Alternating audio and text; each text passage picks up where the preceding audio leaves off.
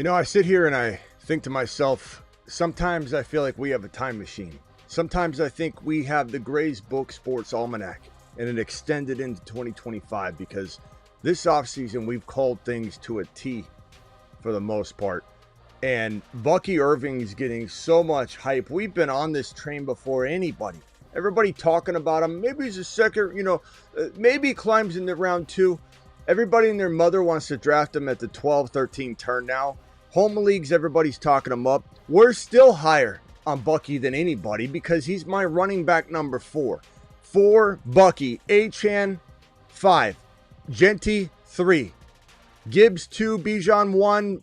Gibbs, 1. Bijan, 2. That one's interchangeable. But Bucky has number 4 running back capability.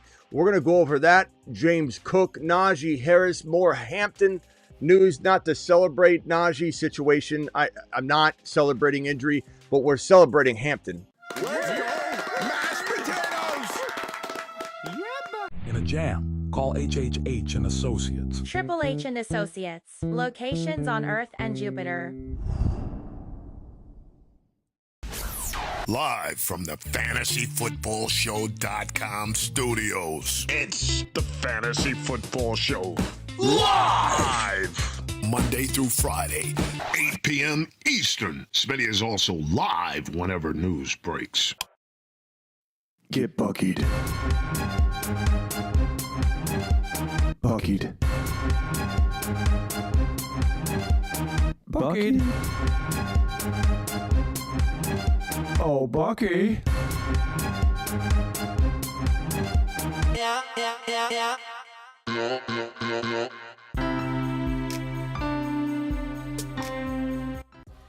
Bucky Irving is an insane monster. And I saw a comment, Bucky passed Achane. No, Bucky never passed Achane. Bucky's always been running back 4. If you paid attention to my content all offseason long, Bucky is 4. Bucky's got an ADP in round 2. Achane's got an ADP at the 1-2 turn. There's a big difference between perception, ADP, what we take advantage of. We draft Achane before we draft Bucky because we're smart. But Bucky's never been below Achane. Bucky's been number 4 all offseason for me. Everybody drop the Get Buckied emoji in the live chat, please. Support the shirt. I haven't pinned the shirt. Let me make sure. Let me go to the video real quickly here and put the shirt in the tag it to the video. If you go to my YouTube store, you just click on store on my YouTube channel, you'll see it. But let me get this Bucky shirt attached to this video. So if anybody wants to wear this to their upcoming Thanksgiving, dinner or whatever the case may be, you'll be able to get that taken care of. I have a bunch of apparel. I'll attach the hoodie, but you can find the t-shirt if you want. There you go. Anybody wants to purchase that, just in my YouTube store, and the video should be attached. It's the same as the emoji. Get Buckied. The report I have that even brought Bucky's name up is this one right here. According to ESPN, Dan Graziano, Bucky Irving is viewed by people in the building as a special talent, as special enough to warrant a high-volume running back 1 role. We already knew this, but you always love to hear it. The last thing you want to hear is, we're going to dial the player back, or, this is not an every down back. We had some guy in the chat like 2 days ago arguing with me about how Bucky's not a 3-down back, and we're like wasting our time with that. I don't know why I waste my time with things like that. Just absolute nonsense. But you hear things like this, it only raises his value. So my running back 4 value for Bucky, which has been there all offseason long, unlike the comment a minute ago that said that, he rose above Achane. That is not true. He's been 4 all season, offseason long. This is likely to become a closer number. The general consensus, the peon population, the normal layman's in the fantasy industry will start to get closer and closer, gravitate toward the number 4 rank that we have here, but no one's going to surpass it. This is it. Genty's 3. Gibbs is 2. Bijan's 1. Gibbs is 1. Bijan's 2. Finkel is Einhorn. Einhorn is Finkel. You can interchange Gibbs and Bijan to your pleasure. But Bucky is 4. Achane is 5. Where's Barkley? Oh, wait a minute. Where's Barkley? You can call in. You want to have your argument, call in. The phone line will be wide open for you. Phone line's not open to anybody yet. Just someone that wants to yell at me about that. This right here is just going to drive the ADP up. We come in to celebrate it, but we also come in to mourn what might likely be an increased Bucky ADP.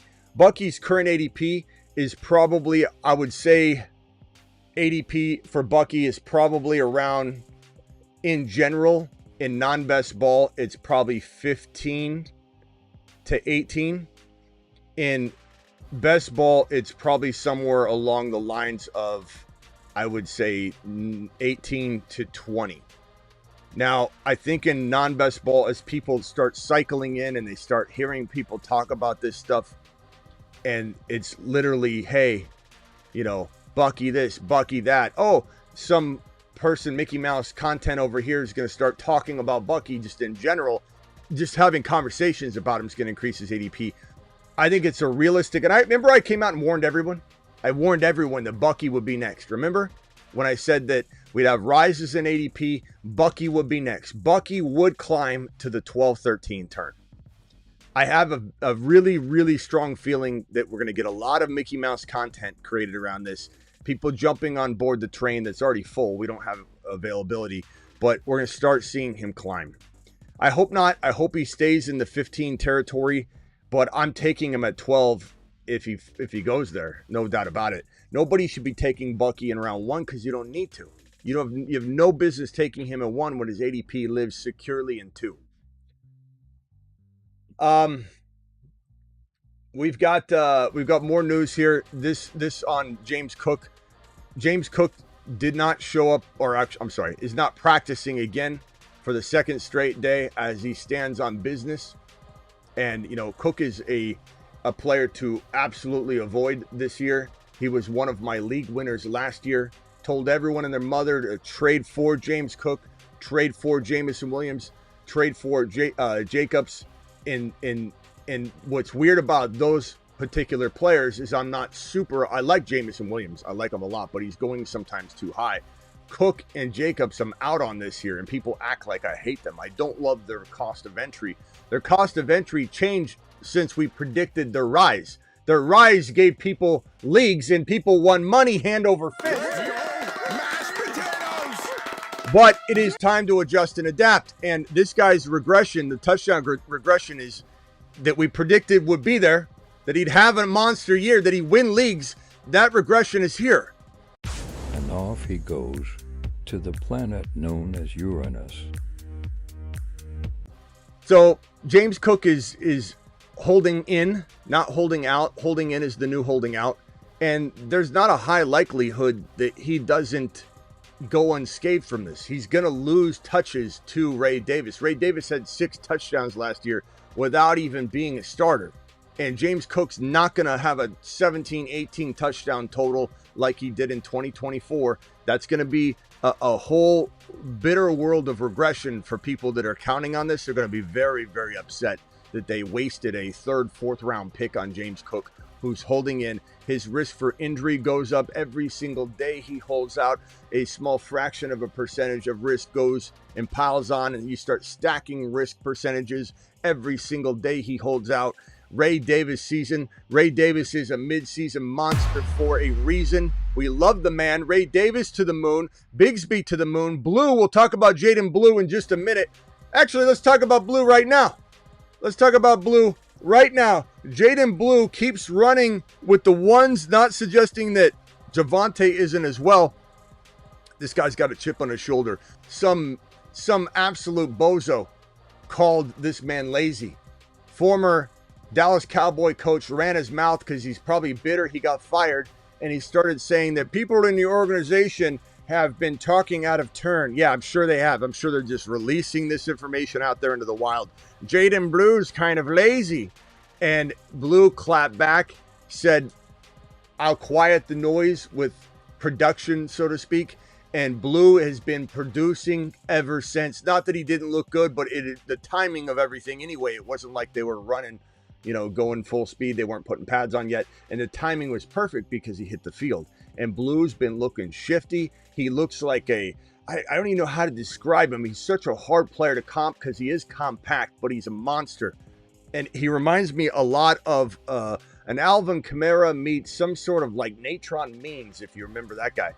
He's just such a bowling ball and a force to be reckoned with. And his receiving profile is out of this world. He will catch passes. What's a good formula for a breakout running back? An amazing offense. You get a shifty player that can catch passes in an electric offense. The formula writes itself.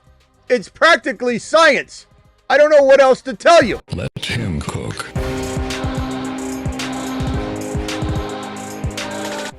Blue season is in full effect. He's a midseason monster for a reason. We'll talk about this man Guerendo in a second, so I'll throw that over on his name. I've got a $20 hauler, $20 super chat from Eddie that needs immediate attention right here. Eddie. Alert. Super chat alert. $20 super chat. $20 super chat. Alert. Eddie, I appreciate you, my man. Eddie to the moon. Eddie's super chat reads as follows. 12-man half PPR, 1 QB, 1 flex keeper. HN combined to determine draft order. Oh, a combine to determine the draft order. Okay. Person with the most points chooses where they pick down the line. What draft position have you found to be your favorite? 1 is always my favorite, but I do love 6. Basically 1, 2, 3, 4, 5, 6, and then I start thinking like 12. You know, I almost like 12 better than 8 or 9. It just kind of depends. I mean, look, you can get Genty and BT. You could get Genty and Bucky, Genty and Achane at 12, 13 sometimes. I love that. If you think you can get Bucky at 14, you could creep that first rounder up just a little bit, and then like 10 and get Genty and Bucky without fail. But I will say I love 1.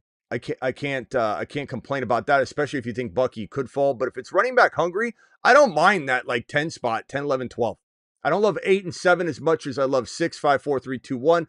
But it really is a tough thing to assess because the fall of the second round determines whether I like it or not. If Bucky's and those guys fall to the end of 2, then I love 1. Because if I can get like Lamb or Bijan and Bucky, Lamb and Bucky, and then I get another player right after that, back-to-back picks to pair with it, I mean, I'm in heaven, bro. But I do love that Genty, Achane, Genty, Bucky is probably some of my favorite drafting right now. Thank you, Eddie, for that $20 hauler. You, man, the myth, the legend, you. And then I think I'm good on the super chats. Any super chats will be answered in order in which they're received. We've got Isaac Guerendo news, unfortunately. However, I will say, it's early on, and we keep telling you to cuff him to Jordan James. So this is the same formula as last year's Guerendo and Mason. There's nothing different. Every time we talk about Guerendo, we talk about Jordan James and Guerendo. There's a reason they're on the cuff board together. James and Guerendo. If you can't get Jordan James and Guerendo, you might as well not do it and go after a Jaden Blue or go after a Bigsby or go after a Davis or go after a Benson or someone like that. Like, why go after 1 if you can't house 2 running backs? If you say, I've got 5, 6 bench spots, or I can only have 6 total running backs, then you can't go get Guerendo and Jordan James. Use your brain. So it's for the people with big benches, but this guy has a shoulder injury already. He gets banged up a lot, but he's phenomenal. Guerendo is a league winner, a straight-up league winner, but he's also an injury risk, and he also needs Jordan James cuffed to him. Guerendo and Jordan James, the combo will start multiple games this year. I can almost assure you of that.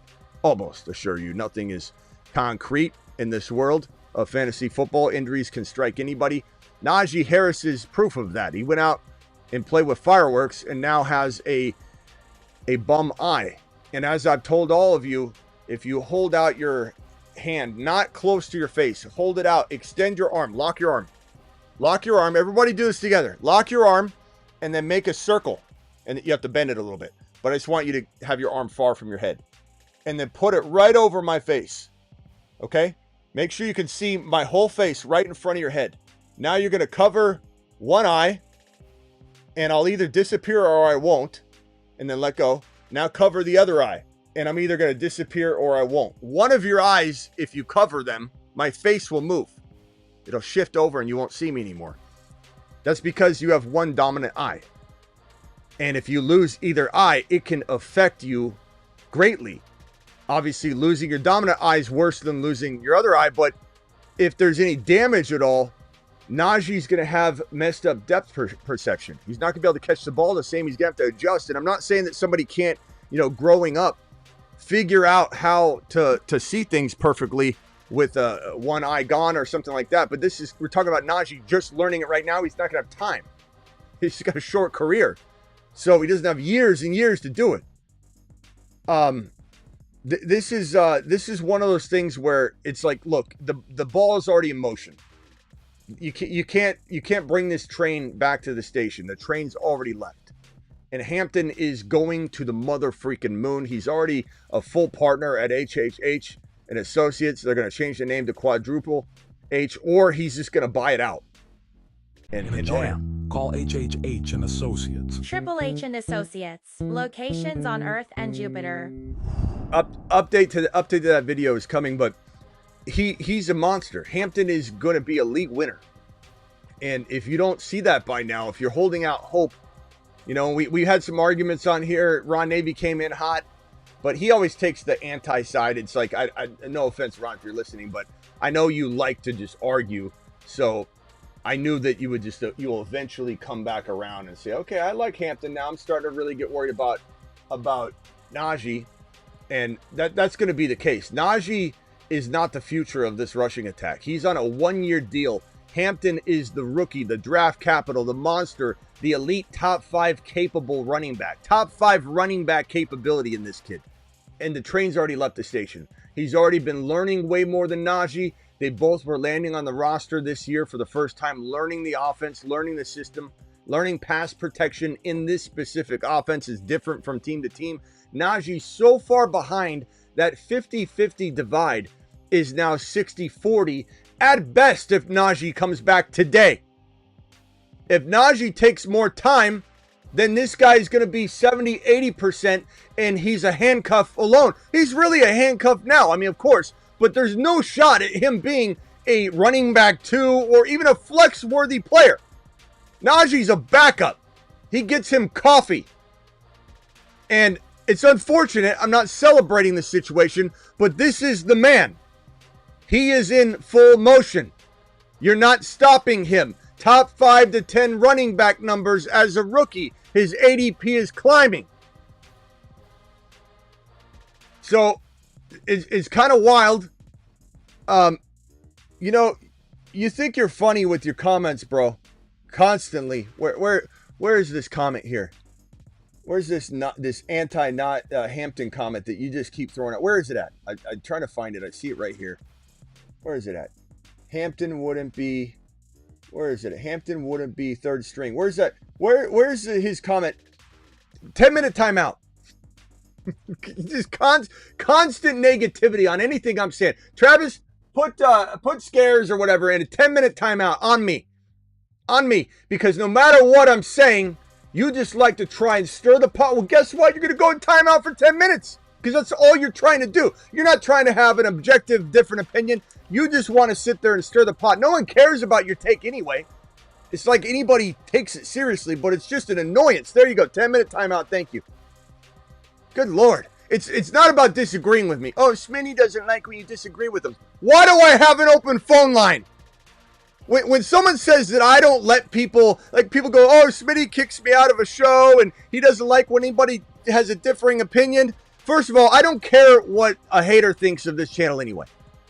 Like they're going to be upset because they got booted at some point because they're running their mouth in the comments.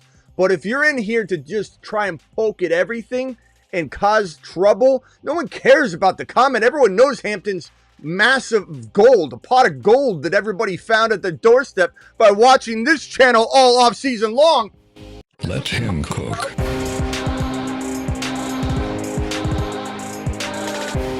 But if you think you're really going to come in here and be some troll every episode, you're not. You're going to get booted. I don't care who you are. So sit in your 10-minute timeout and think about your actions. And then next time we'll see what you do. Harbaugh had this to say on Najee's eye. He is walking laps as a part of his rehab process. Does that sound like a guy that's coming back tomorrow? Does that sound like a guy that's going to come get this man's 50% back? Hey, you take 50. Can I have my 50% back? I don't think so. This is an 80% situation at best case scenario for Najee. He gets 20 or maybe 25%. And that's what we want anyway. We want this man right here getting 80% of the workload. We don't want Hampton getting 100%. He'll have a rookie wall by week 9. That might be 4 weeks, deep. And so this is Scott, don't worry. Say another word, Scott, and I'll put you in a 30-minute timeout like I have been the last couple of shows. Because you do the same thing. Yeah, and you think I like it, Scott. I don't like it. I'm not asking you. Scott called into the phone line, and he had the nerve to say, Smitty, this scared Scott persona you have for me. Scott, it's not a persona. It's really what... the fact that you thought we were doing some bit together. Scott, this is you. You are scared, Scott. There's no bit going on. He called in and he thought he was... Smitty, I like the bit we're doing. It's not a bit.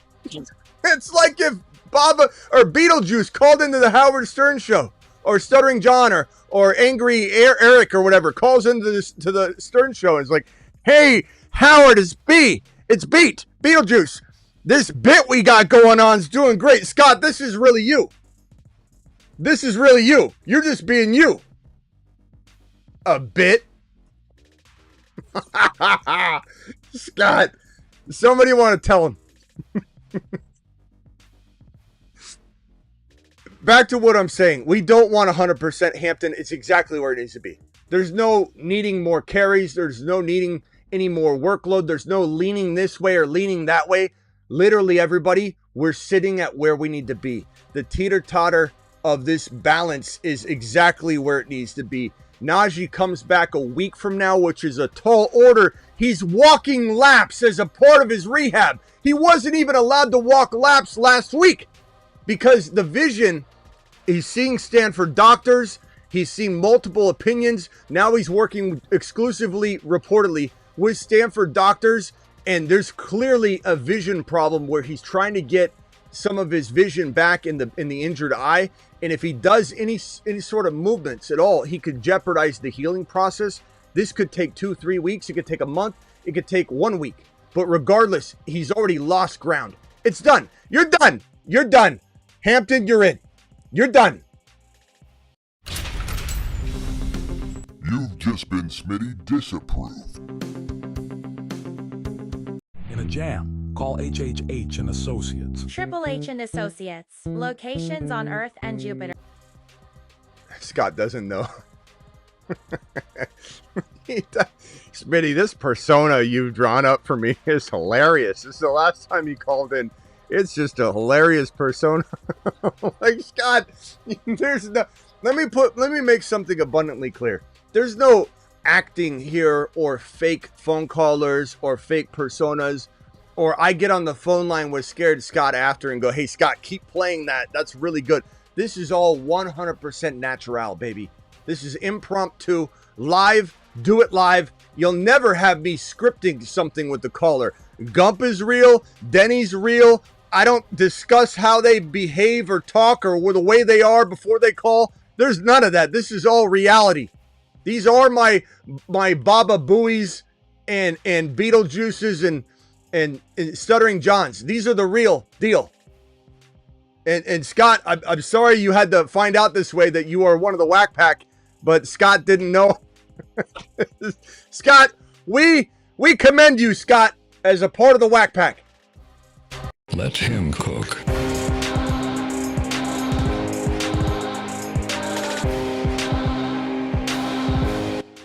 Persona.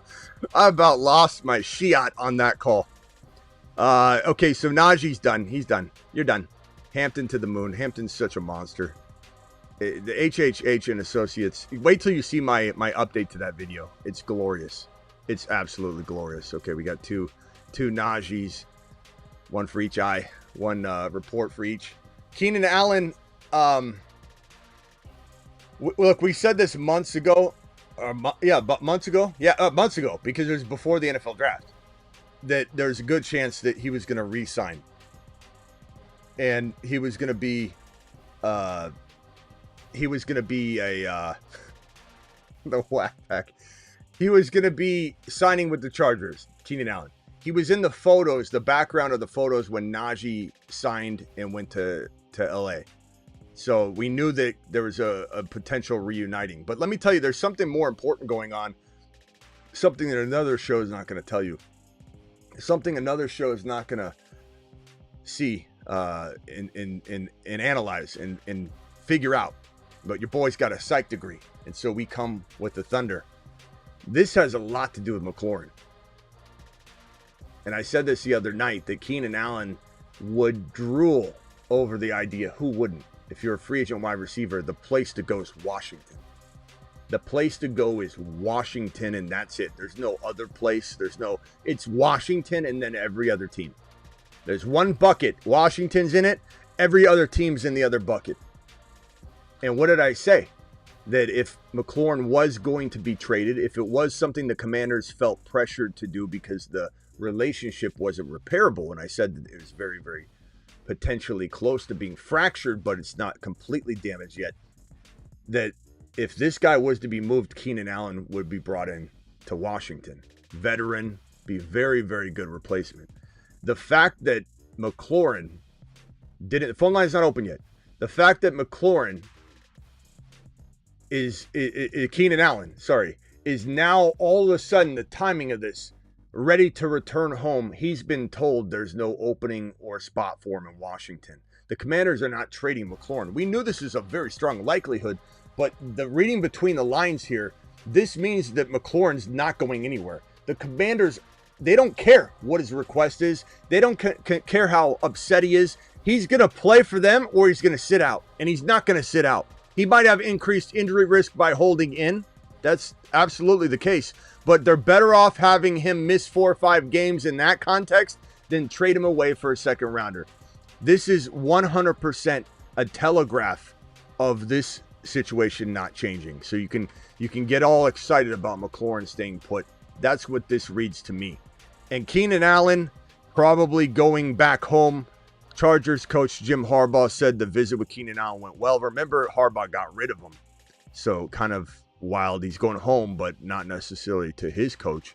But this isn't great for Lad McConkey and for Harris and for Lambert Smith, but it's not horrible either. I mean, Keenan Allen's not his same self, but he's definitely like going to get catches and targets. So we'll kind of have to see how that plays out. But Lad's already a little overdrafted, even though I love him. I love him in round 3. I don't like him in 2. People take him at like 14. It's just too high.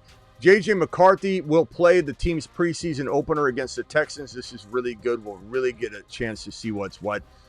I fear for him on this one because if he doesn't play well, this is going to be a lot of pressure. If he plays well, it'll be a huge boost in confidence for him.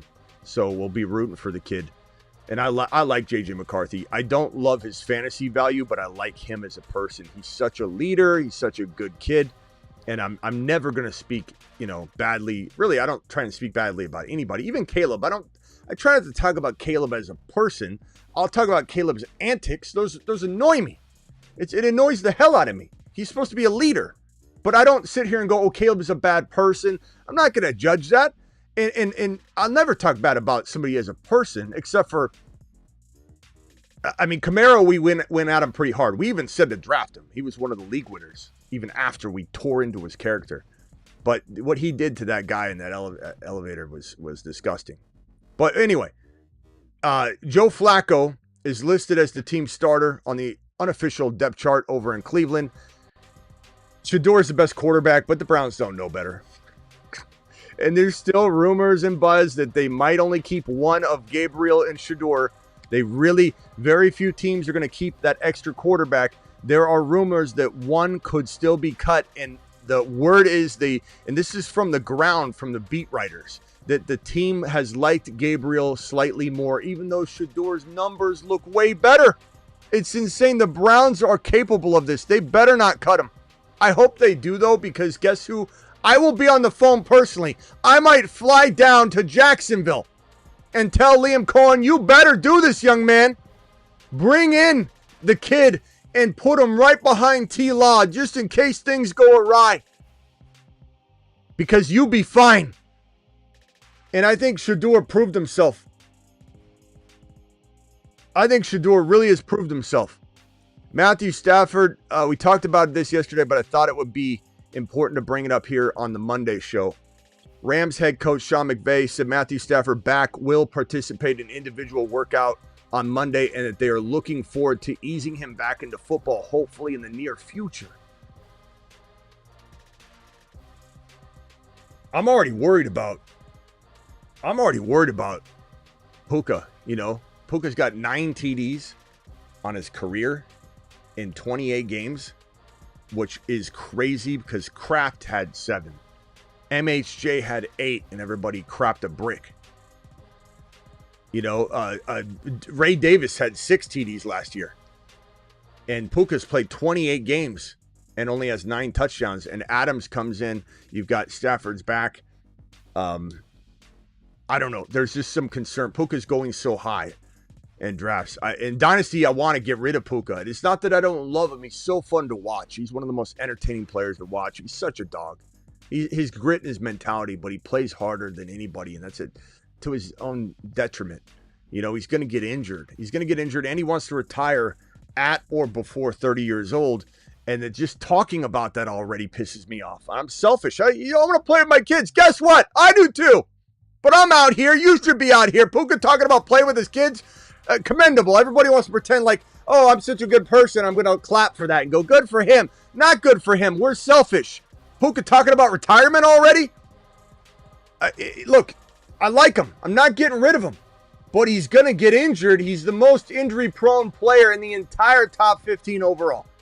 And now his quarterback, who he's contingent upon, he needs him, is hurt. And I do believe he'll be okay. I do believe he'll play. I do believe he'll be ready for week 1. His injury, just so you know, Matt Stafford's back injury is not one that's requiring surgery now or anything like that. It's more of a pain tolerance. He's got to build the strength up. And you wonder if he's going to have the ability to gunsling it downfield very far at first. But they've got such good route running monsters in Puka and Adams that will probably mask any sort of situation that Stafford's trying to, gain strength for. So I'm not really worried about it at the end of the day for this year. So let me just, as alarming as this is, I'm not worried about it. Not for 2025. I'm worried about Adams stealing from Puka. I'm worried about him not being able to throw downfield quite as far for the first month of football, which is going to be a lot of short stuff. And Adams is such a short yardage specialist. He'll get some of those touchdowns. I think Kyren will be leaned on, but because Puka and Adams with Stafford on the field, and I'm about 99% sure Stafford's going to be fine. I don't know if he gets hurt mid-season because he's older or something like that. I can't predict that. But I will say I 100% feel like, 99% feel like Stafford will be fine. He's just going to be weaker, and hopefully he stays healthy. And Kyren will be fine. If, let's say, Stafford goes down, Kyren will go down in value. No doubt about it. Stock on decline. How far down? I think a lot less than the wide receivers because he'll be leaned on and his 5.0 explosive self. Smitty, I heard Kyren's not explosive according to the data. According to the data that I have on last year when the whole offense collapsed and Kyren still ran for 14 touchdowns. He ran for 14 touchdowns, Bill? He sure did, Bob. And they say he's not explosive? That's what they say, so we're just going to keep repeating it, Bob. That's what we keep hearing from all of the Mickey Mouse people out there. This guy averaged 5.0 yards per carry the year prior. Explosive as hell. This is one of the most explosive players in the league at the running back position. Give me a break. You don't know that? You don't know ball. That's just the way it is. I don't care. I don't care to explain it anymore. Some of these things I don't care to explain. I've explained them all off season long. We're moving on without you. If you want to hang on to that he's not explosive because you heard it somewhere, that's fine. Go do you. He's explosive. He's so explosive. He's one of the most explosive running backs in the league. Your data doesn't mean shit to me. Kyren Williams is explosive. Now, here's the problem. If the offense falls apart again by way of Stafford getting injured, then guess what?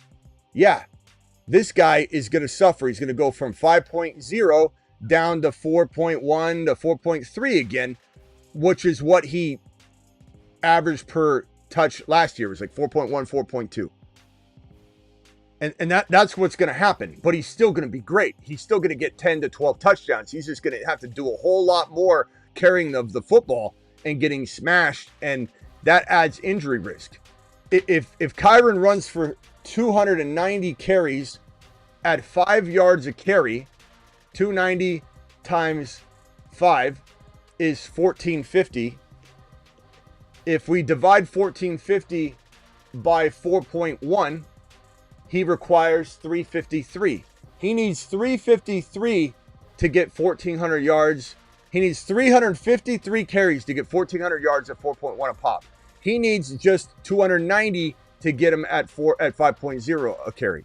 That's what's going to happen, okay, if something happens. But again, I feel ultra confident that this is going to be fine. They'll mask any deficiency or lack of strength that he might have because they have two of the best route runners in the league just keeping defenses occupied. Stafford doesn't even need to throw more than 30 yards down the field. And then Kyren's going to have open rushing lanes for days if Stafford makes week 1, which I think he will. I'm near 100% he will. He's a dog.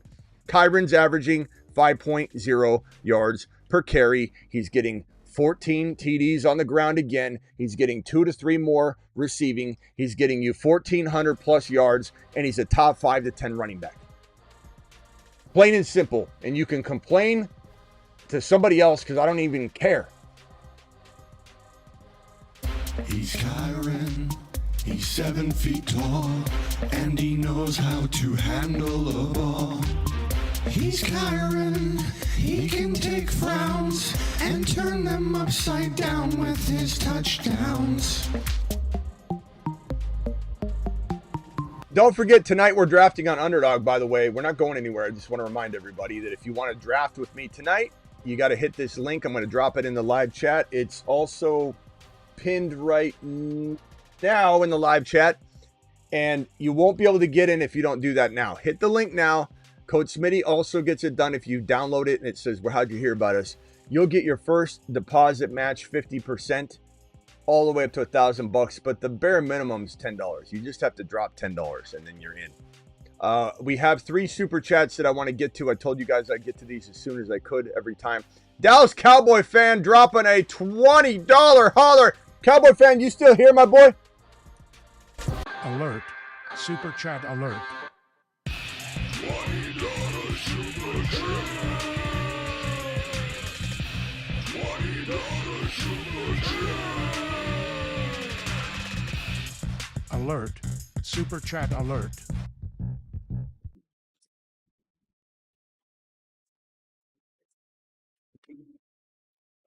Can you guys hear that? Oh, damn. I'm blowing stuff off the top of the...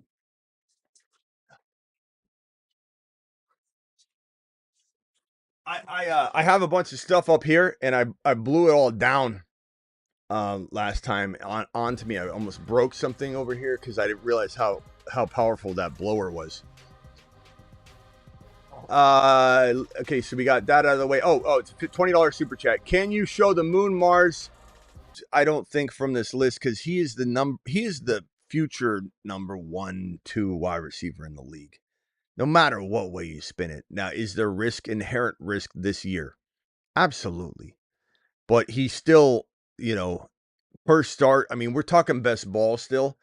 We're talking weekly winners still. There's a lot of reasons to still believe that you're getting top 5 wide receiver numbers per start. He is a non-best ball concern. So if you're drafting in a home league, just because of the toe, there's concern. I've thought about taking him off and putting him, I don't know, on a dynasty board of sorts. Like the dynasty, like this could be like I thought about making it the Andromeda Galaxy, and it would be the dynasty board. And that way he would still serve as a leader on the boards, and it would open up a Jupiter spot. We probably just take from one of the other lists. But he is absolutely the number 1 wide receiver in the future, I think, in the league. I think him and Chase are neck and neck, but this is the number 1 wide receiver for the future for me. But there's concern. There's 2025 concern, valid concern that if the team has 5-6 wins, what do? What do they do if they have 5 to 6 wins and it's week 14 and his toe gets progressively worse every year? There's a management plan to keep the pain down.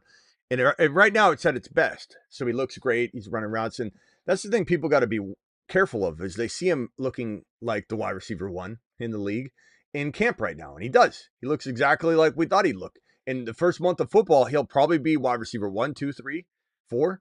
But he plays with Russell Wilson, whose moon balls always look so great in the offseason. Russell Wilson's moon balls look just perfection.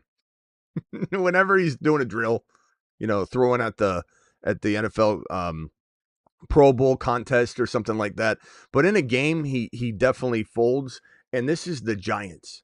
This is not the best football team. This is probably a worse environment than in Pittsburgh last year for him to go out there. And remember, he's playing against, his own defense, and they're not tackling and they're holding back, and the moon balls are just flying all over the place. It's a tough thing to gauge in 2025 with the toe. If they're 5-6 wins at week 14 and his toe is getting progressively worse and his toe will not get better, he's already said, I will require surgery. What do you think is going to happen in week 14, 15? Doesn't matter if he's the best player in the world. Like it's a big 2025 concern. So we'll have to see if I can make a Andromeda Galaxy board that is dynasty based, because these are all redraft based. We don't have a dynasty board. Then I can move him off and for good reason and say that we love him. The Saturn Men. One small step for man, one giant leap for Saturn. This is a wonderful group.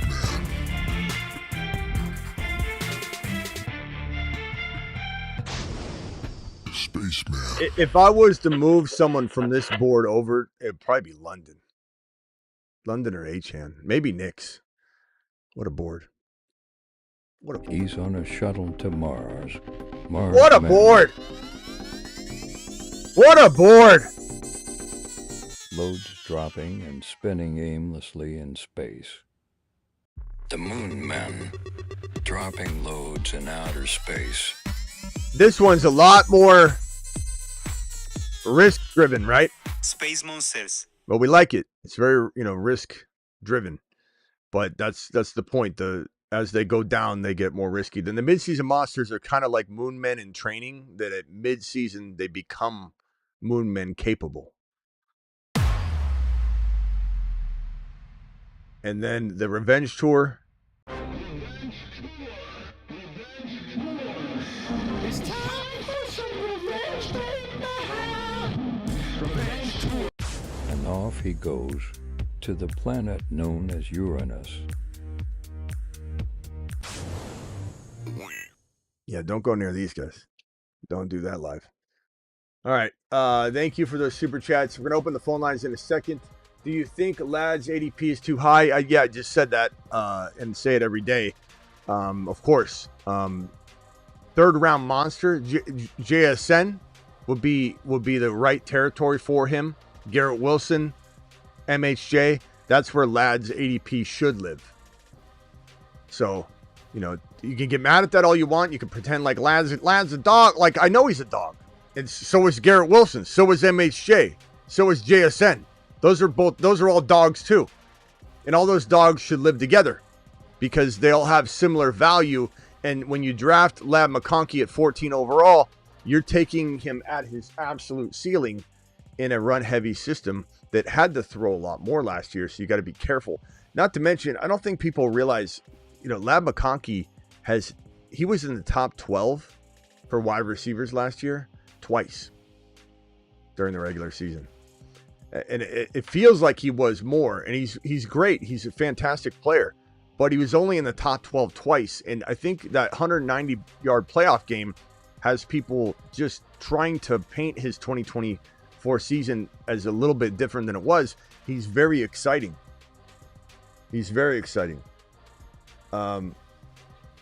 So, yeah, we got CMC will finish top 5 overall. Okay, Voice, I got a bridge to sell you. Oh, did I read this one? Oh yeah, thank you for that $20 hauler, Dallas Cowboys. And by the way, Cowboys are going to ball out, and Pickens looks fantastic, bro. Pickens is going to make Milton or Dak, whoever's starting at the moment, and you need both of them. Rachaad White might request a trade when he sees Bucky Best happening on the field. Look, Rachaad White's done. And for anybody that thinks he's the backup, feels so bad for you. But that's why you're here to learn. We had that caller the other day. It's like, Rachaad White's still the guy, or Rachaad White's the third down back. You're crazy. Like, bro, Rachaad White will be used just like any backup running back is used. But he is done. He's already been informed. This is no longer his team. And that's why he made an announcement on social media weeks ago that this is his final season in Tampa.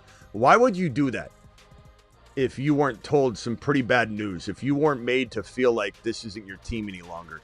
BBQ with the $5 holler. BBQ, appreciate you, my man, coming in strong with this one. Puka going to score 11 to 13 TDs, even at the with the other QB has to play because Adams won't even take the field if he starts.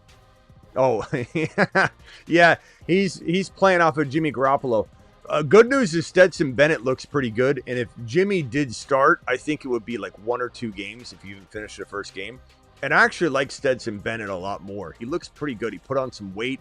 He was a really exciting prospect that I was super high on, and then he stepped away from football. And he's back, and, you know, coming back after a little hiatus usually doesn't work well, but this is McVay's system, and I think Bennett would be pretty decent. And it actually might salvage a lot of the Kyren issues we talked about if he could get the ball to both wide receivers. So I do like Stetson Bennett. I do not like Jimmy Garoppolo, clearly, and BBQ's, you know, playing on that in a funny way. If you remember, Adams was like, get me out of here. You got to get me out of LV. You know, he's going to get just his head knocked off. He was so upset. He couldn't stand Jimmy Garoppolo. And then a reporter asked, is there a beef between you and Jimmy Garoppolo? He's like, I love Jimmy. You don't love Jimmy. Just wait till Jimmy gets back in the lineup for that one game, and you tell me you love Jimmy. Rachaad White and Bucky are similar talents. No, they're not, Voice. You know, for someone that has the name Voice of Reason, there's not a lot of reason going on here right now. Rachaad White and Bucky? Rachaad White couldn't hold Bucky's jockstrap, bro. Are you kidding me? All right, let's open up the phone lines. Dial in. Call into the show. Call into the show. Hey, Voice, how many shares deep are you in Rachaad White for you to say something like that? You got to have like 15 shares of White, and you can't get rid of them. That's pretty bad. All right. Hold on one second. Let me merge this call.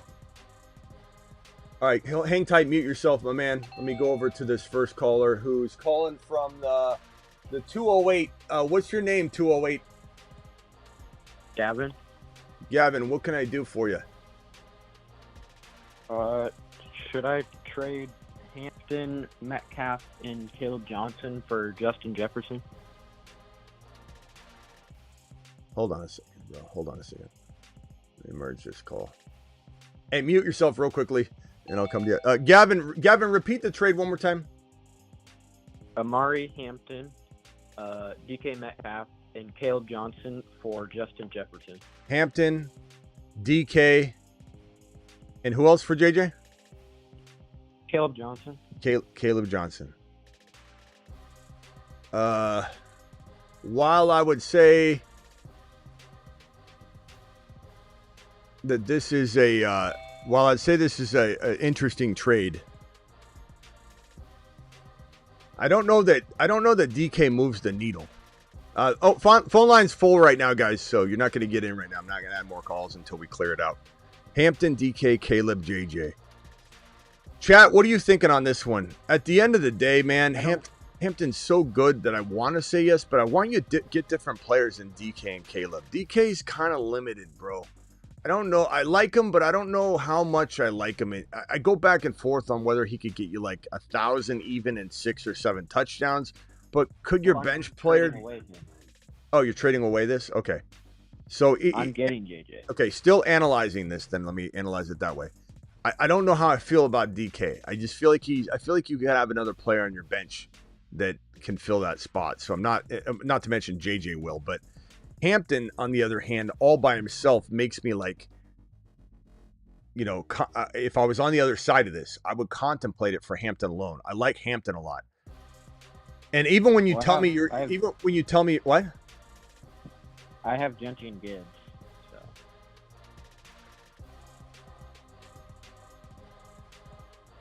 What's the chat saying on this one?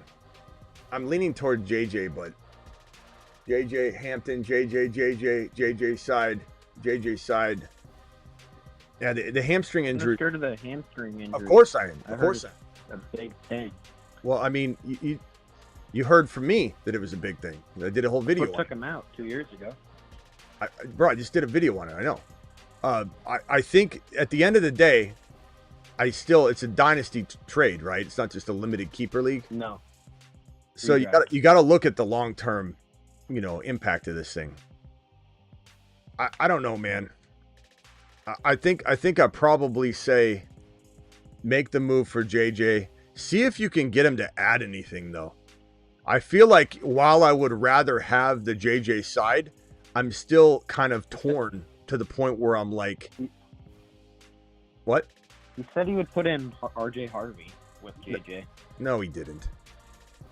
Yes, he did. He thinks he's horrible. So why would you call into my show and not tell me that or not add that? Why would you not accept that? I'm confused. That's like saying, Smitty, he was gonna throw in $100. Should I add him? Should I have him throw in $100? What are we doing here? I guess. I don't think you're telling the truth, bro. You're done. You're done. You're done. You're done. You're done. You're done. You're done. Finish him. Call terminated. Finish him.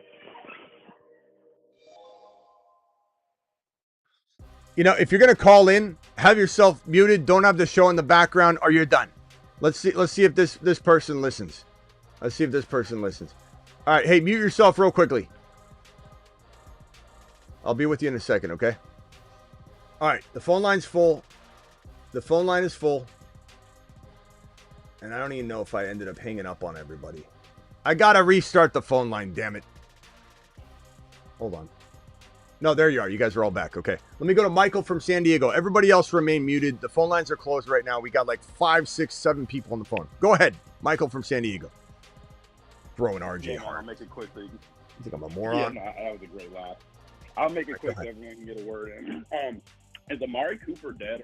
I know we got news on Keenan Allen, and I saw that the Niners chose Robbie Chosen Anderson, but I'm kind of getting irritated with Amari Cooper still being a free agent. I just want to know your thoughts. I don't know why he's a free agent, bro. You know, it's a copycat league, and a lot of teams will just like, I don't know, they'll... Voice of reason. You have no reason today at all. The phone line's always up. I put it up when I am opening the phone line. You saw it, and yet you're asking everybody what the phone number is. I don't even put the phone number in the chat because I don't need any more calls. When the phone line opens, it opens. And you've been sitting here during 2 sessions of it opening up, and you always ask, what's the phone number? What's the phone number? Christian McCaffrey. Rashad White. What is wrong with you today? As for the Niners picking up the chosen one, I don't know. There's just a camp body. That's nothing more than that. But this is a guy that locked up Tyreek Hill on some routes on social media the other day, by the way. Tyreek Hill was running routes. The chosen one locked him down. Just absolutely locked him down. What was the other question? No, I was just, asking about Amari Cooper. I'm confused. I mean, I feel like he's not that washed. No. Copycat league is what I was saying. The Bills didn't do anything with him, so everybody thinks that something's wrong. But it was the Bills. He's fine. I'm not saying he's a spring chicken or anything, but like the Niners should bring him in, yeah. Or the Commanders should bring him in. Amari Cooper's still a decent player. He's not the same player, but he's still pretty decent. And if he would have been traded somewhere else or stayed put, he probably still would be doing pretty well. I don't understand why he's not getting a shot. Keenan Allen, I think, has been kind of chilling because he knew that the Chargers had an open door, and then he potentially wanted to go, in this Washington Commander direction. At least that's my guess. It's a total guess. I have no insider information on that at all. But I think Keenan Allen was hopeful that Washington would have an open seat for him, and I think that that's what happened. But Amari is I don't know why. Did he officially retire, Travis? Yeah, on Friday, he said Friday morning he decided to retire. Did he officially? I don't think it's an official announcement yet, but he decided to. I don't know if he's gonna. If he does officially retire, then that would be the reason. But I don't know. I think maybe his body's breaking down and he knows it, and the Bills figured it out, and maybe the Bills didn't misuse him. It's hard to say, but I like Amari still. It sucks that I had a lot of people had drafted him in Underdog thinking he would, land with the team. So that's going to be a bummer. But part of me doesn't believe him. We'll see. Yeah, no, we'll see. I appreciate it, man. Yeah. All right. What else you got? Anything else? All right. Someone said it was a burner account. I don't know. I don't think so. Let me search and see if it's like any sort of official though. I don't know why he would retire. It wasn't an announcement, so it could have been just talk or who knows. Yeah, I haven't seen an official. Everyone's saying he retired, but Maury Cooper. I don't know, man. I don't know that it's fully true. The last report on NBC Sports was that there's building interest in the Cowboys bringing back Amari Cooper. That was like the last real official report, and that was April, or that was like May. Yeah, maybe he decided since, I don't know, but I don't think that's official. I'd be a little weary of that one. Definitely not official. Yeah. Let me go over to Alejandro. You're live. Hello? Hey, Smitty, can you hear me? Yeah, what's up? Hey, can you hear me? Yo, it's actually Hobby. I don't know why my mom's name shows up on it, but well, maybe your mom. Maybe you don't pay the bill, Hobby. Maybe she does. That is true. This is the one thing that I'm still mooching off my parents. But you have two. My favorite episode you do is draft pick trading. And in my redraft league, I did the following trades for about 2 or 3 trades, and I only do this in the redraft because people don't pay attention to the Travis Hunter, the Travion Henderson, the Marion Hamptons. Those guys, I feel like, always go at ADP on ESPN when they shouldn't be going to ADP. So ultimately, I traded my first rounder, 5th, 8th, and 14th. I'm not following this, bro. You're telling me a big old long backstory, and I stopped listening about 10 seconds ago. Can you condense it real quickly? Go ahead. All right. So redraft league. We need to get his mom on here. Tonight for guys like Travis Hunter, I traded my first rounder, 5th rounder, and 8th rounder for a 3rd, 4th, and 4th. 3rd, 4th, and 4th. Any thoughts on that? Yeah. For 1, 5, and 8 in a redraft league where folks tend to not pay attention to the rookies. And the I don't whole know. idea here It's is kind of like you traded two $50 bills for a $100 bill. It doesn't really. At the end of the day, you're getting Bijan, you're getting Harvey or Hendy, and you're getting maybe you're not getting a Debo, but who knows who that is? It could be a quarterback. And then the 3rd, 4th, and 4th, you're getting a maybe Hampton, maybe MHJ, and or 2 MHJ type players. I don't know. At the end of the day, it's pretty even. It just depends on who you pick. If you take a quarterback with one of these picks, you might be hunting the opportunity if you have this side now. But I don't know, bro. This is pretty even. I think you just kind of exchange currency, and it was the same amount, just in different denominations. Okay, fair enough. Appreciate the insight. Yeah, there's not. I do love the 3rd and 4th round, but what I would have told you, bro, unfortunately for you, is this first overall pick. You should have just got 2 of these and plain and simple. You should have did this. First overall pick should have got you a 3rd and a 4th round. You made a mistake, or you should have got a second and a third round. I do a lot of draft pick trading videos. You're right, and I'm always telling you, you go big. First overall pick should get you the second and third round pick. You could maybe throw them back like the 7th or 8th round pick, but you should have gotten 2 picks for that 1 overall. So I did get 2 picks. It was a second and a 4th, but then I flipped the second to get another 4th.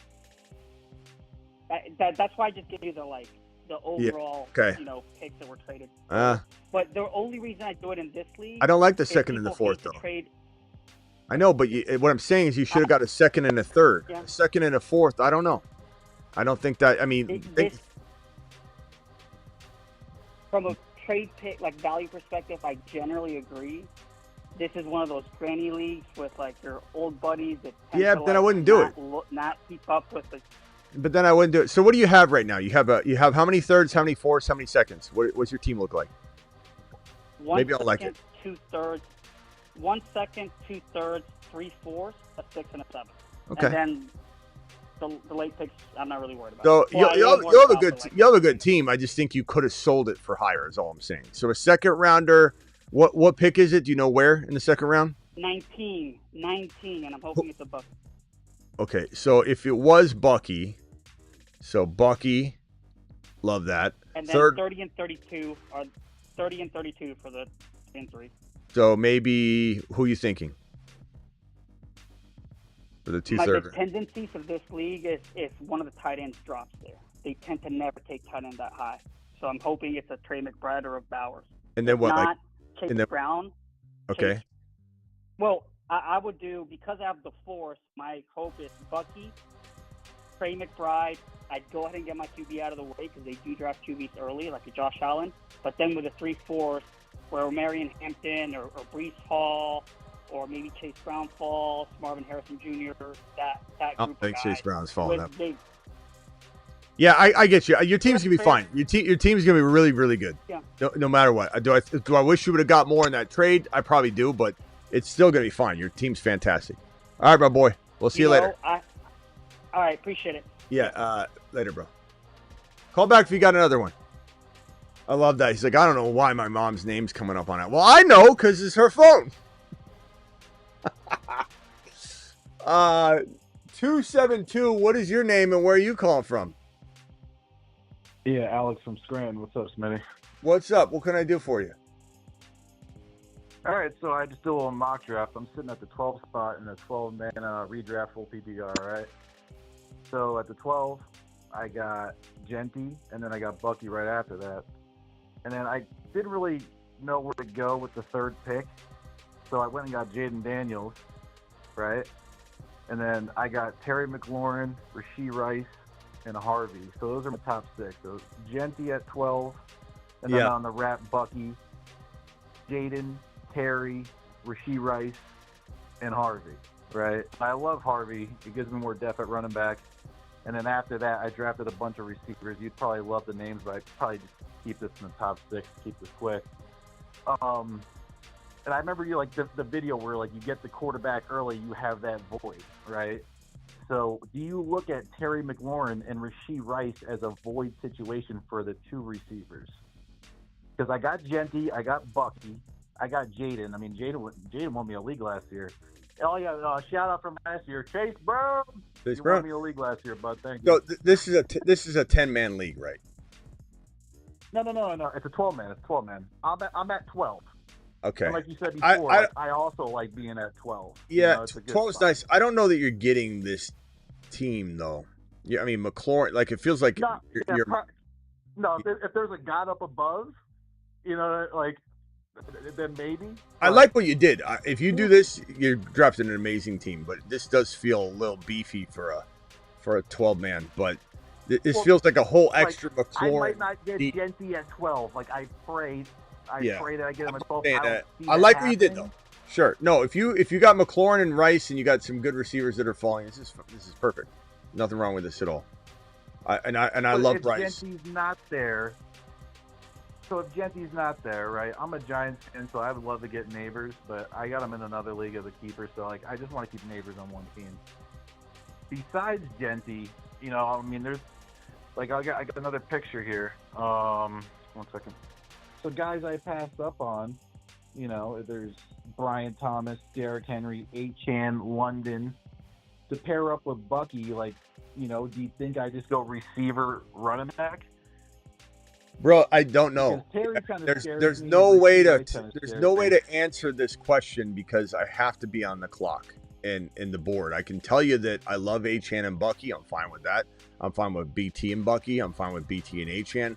These are all amazing scenarios. There's no way to just cement this in. And plus, I change with the wind as the wind blows. And that's not to say I'm fickle or I flip-flop or anything like that. It's just to say that okay, this is the second time, Burns, you called in with all kinds of background noise. You're done. You're done, Burns. You're done. No more. You're done, just Burns. been Smitty. You're done. You're burned. You're burned. The phone number's burned. You're gonna have to call from Mom's line because that one's blocked. That's the second time. Call in with like 7,000 kids in the background. But going back to it, and then we can hang up after this. Achane, Bucky, BT, Achane, they're all so close, bro. The wind blows one way. I can't. This would be one uninteresting show if it was like you draft BT at 7 every time. You're like, what am I gonna do with this information? You know, you're just gonna have to roll with it. If you like Terry though, I do like Terry and Daniel Stack at the 3 and 4, right? I don't. I love Hampton. I wish I had an earlier pick. I don't need to stack anything in non-best ball. Stacks are not necessary in best ball. I'm not saying I don't like it. It's just it's not something you need. It just depends, bro. It depends who's there. Who was there when? Who was there?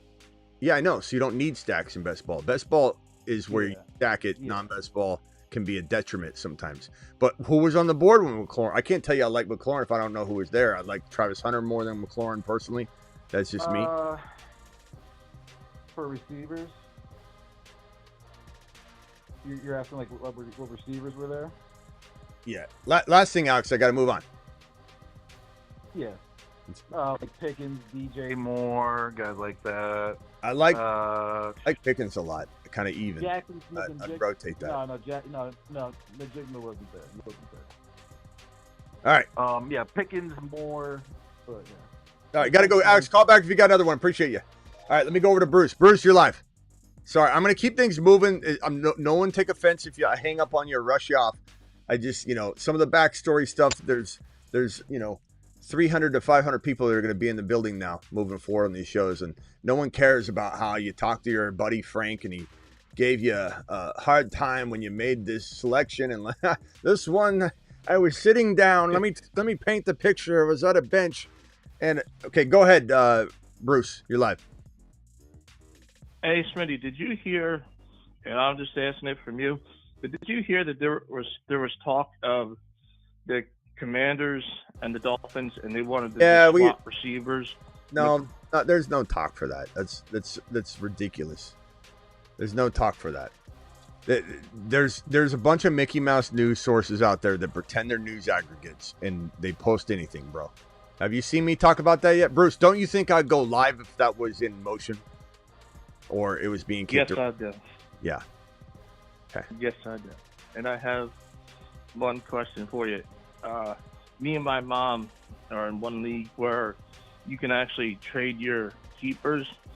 So we kept Bucky in the 10th, and another guy is keeping Kyron, but for a 12th rounder. Would you swap Bucky for Kyron or no? Bucky and Kyron. I want Bucky over Kyron by a mile. Okay, so you would keep Bucky. Well, I mean, think about it. Where am I? What did I just say at the beginning of this show, Bruce? Bucky is my running back 4. Bucky's top. Yep. So I just didn't know if you would do it with him going with the one round. You didn't know if Bruce. I'm sorry. I'm giving you a hard time lately. You know I love you, pal. But you don't know if I want if I don't want the running back 4. If Bijan, Gibbs, and Genty are my 1, 2, 3, and Bucky's my 4, and you're telling me you can go get Bucky using Kyron, who I do love, But of course I want the running back 4 overall. But in drafting, you do have to be careful. Like I was saying, if Achane goes higher than Bucky, you might draft Achane to get both of them. Draft Achane first. But, bro, Kyren is in the 4th round in non-best ball. He's in the 3rd round, sometimes 2nd in grandma leagues. And that's because it's weird because they're supposed to be, people say, oh, in sharp leagues, why are the non-sharp leagues drafting Kyren in the 2nd where he belongs, and the sharp leagues are drafting him in the 3rd round? Because the sharp leagues might not be as sharp as you think.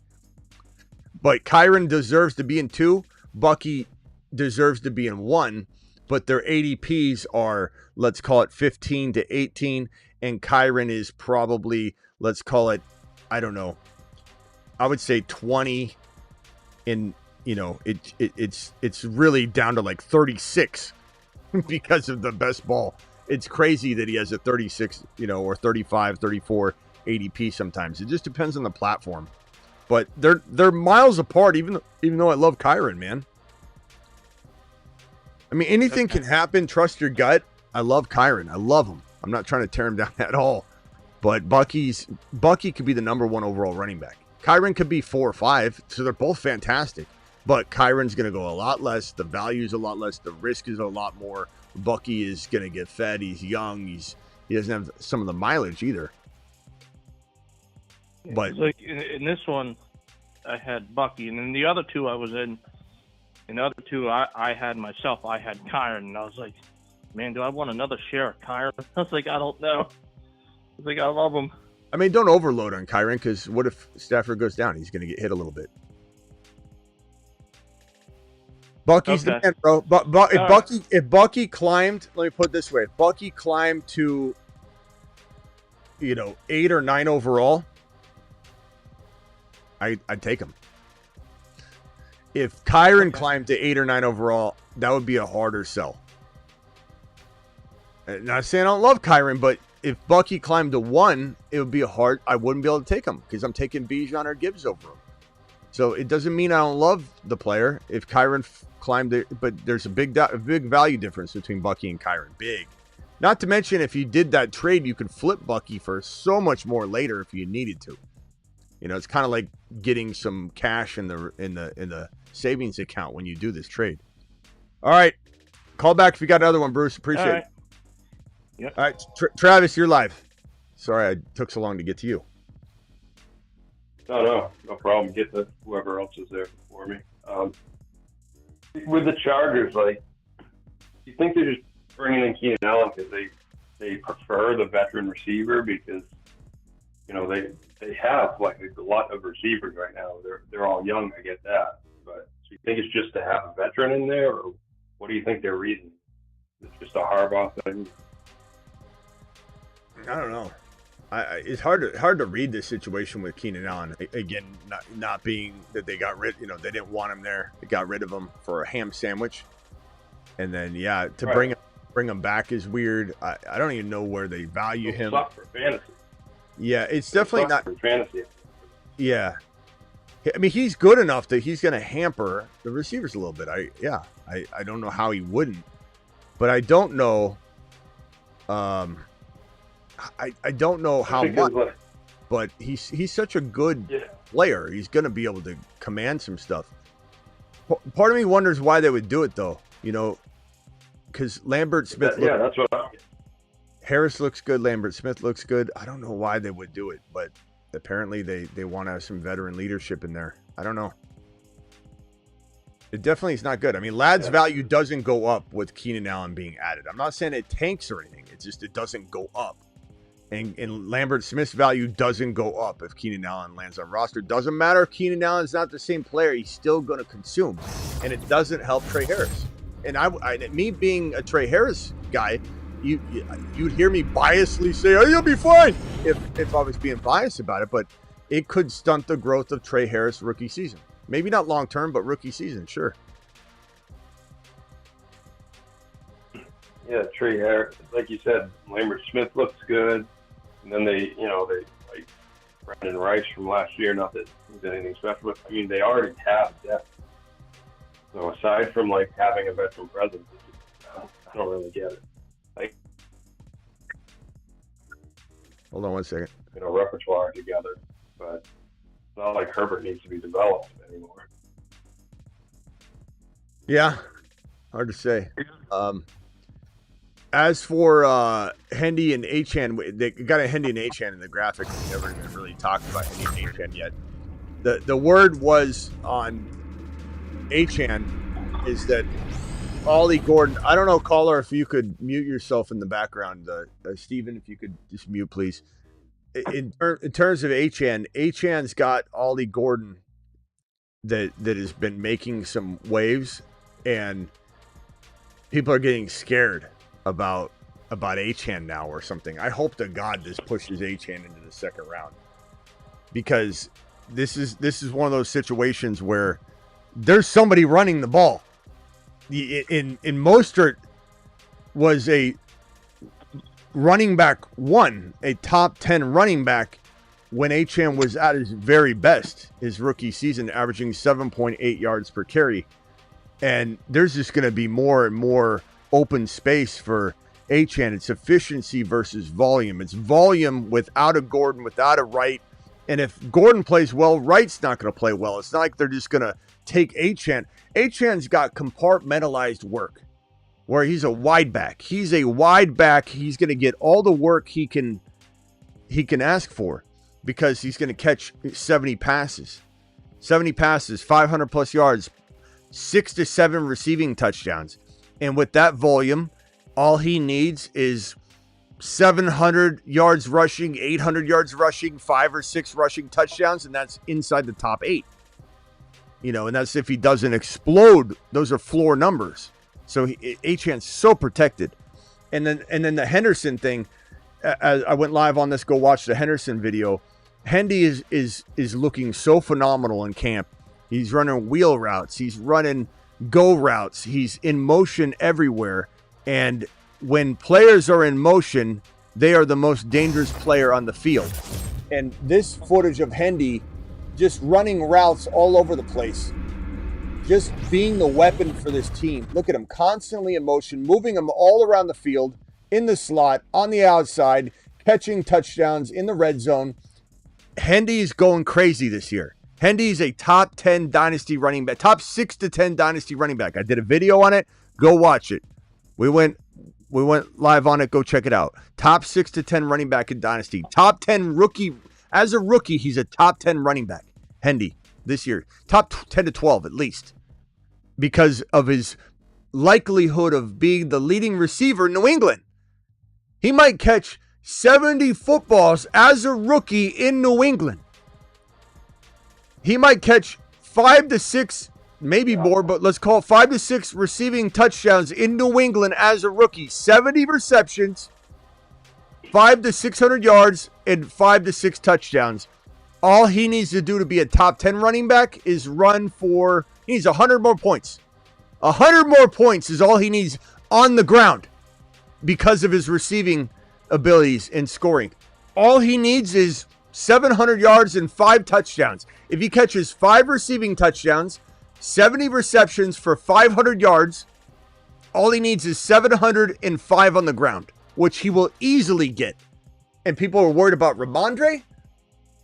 That's floor work. That's if he's splitting the backfield on the ground with Ramondre. Imagine if he doesn't, he'll get 1,000 yards rushing, 500 receiving, 70 receptions, and 12 to 14 total touchdowns. That's his ceiling.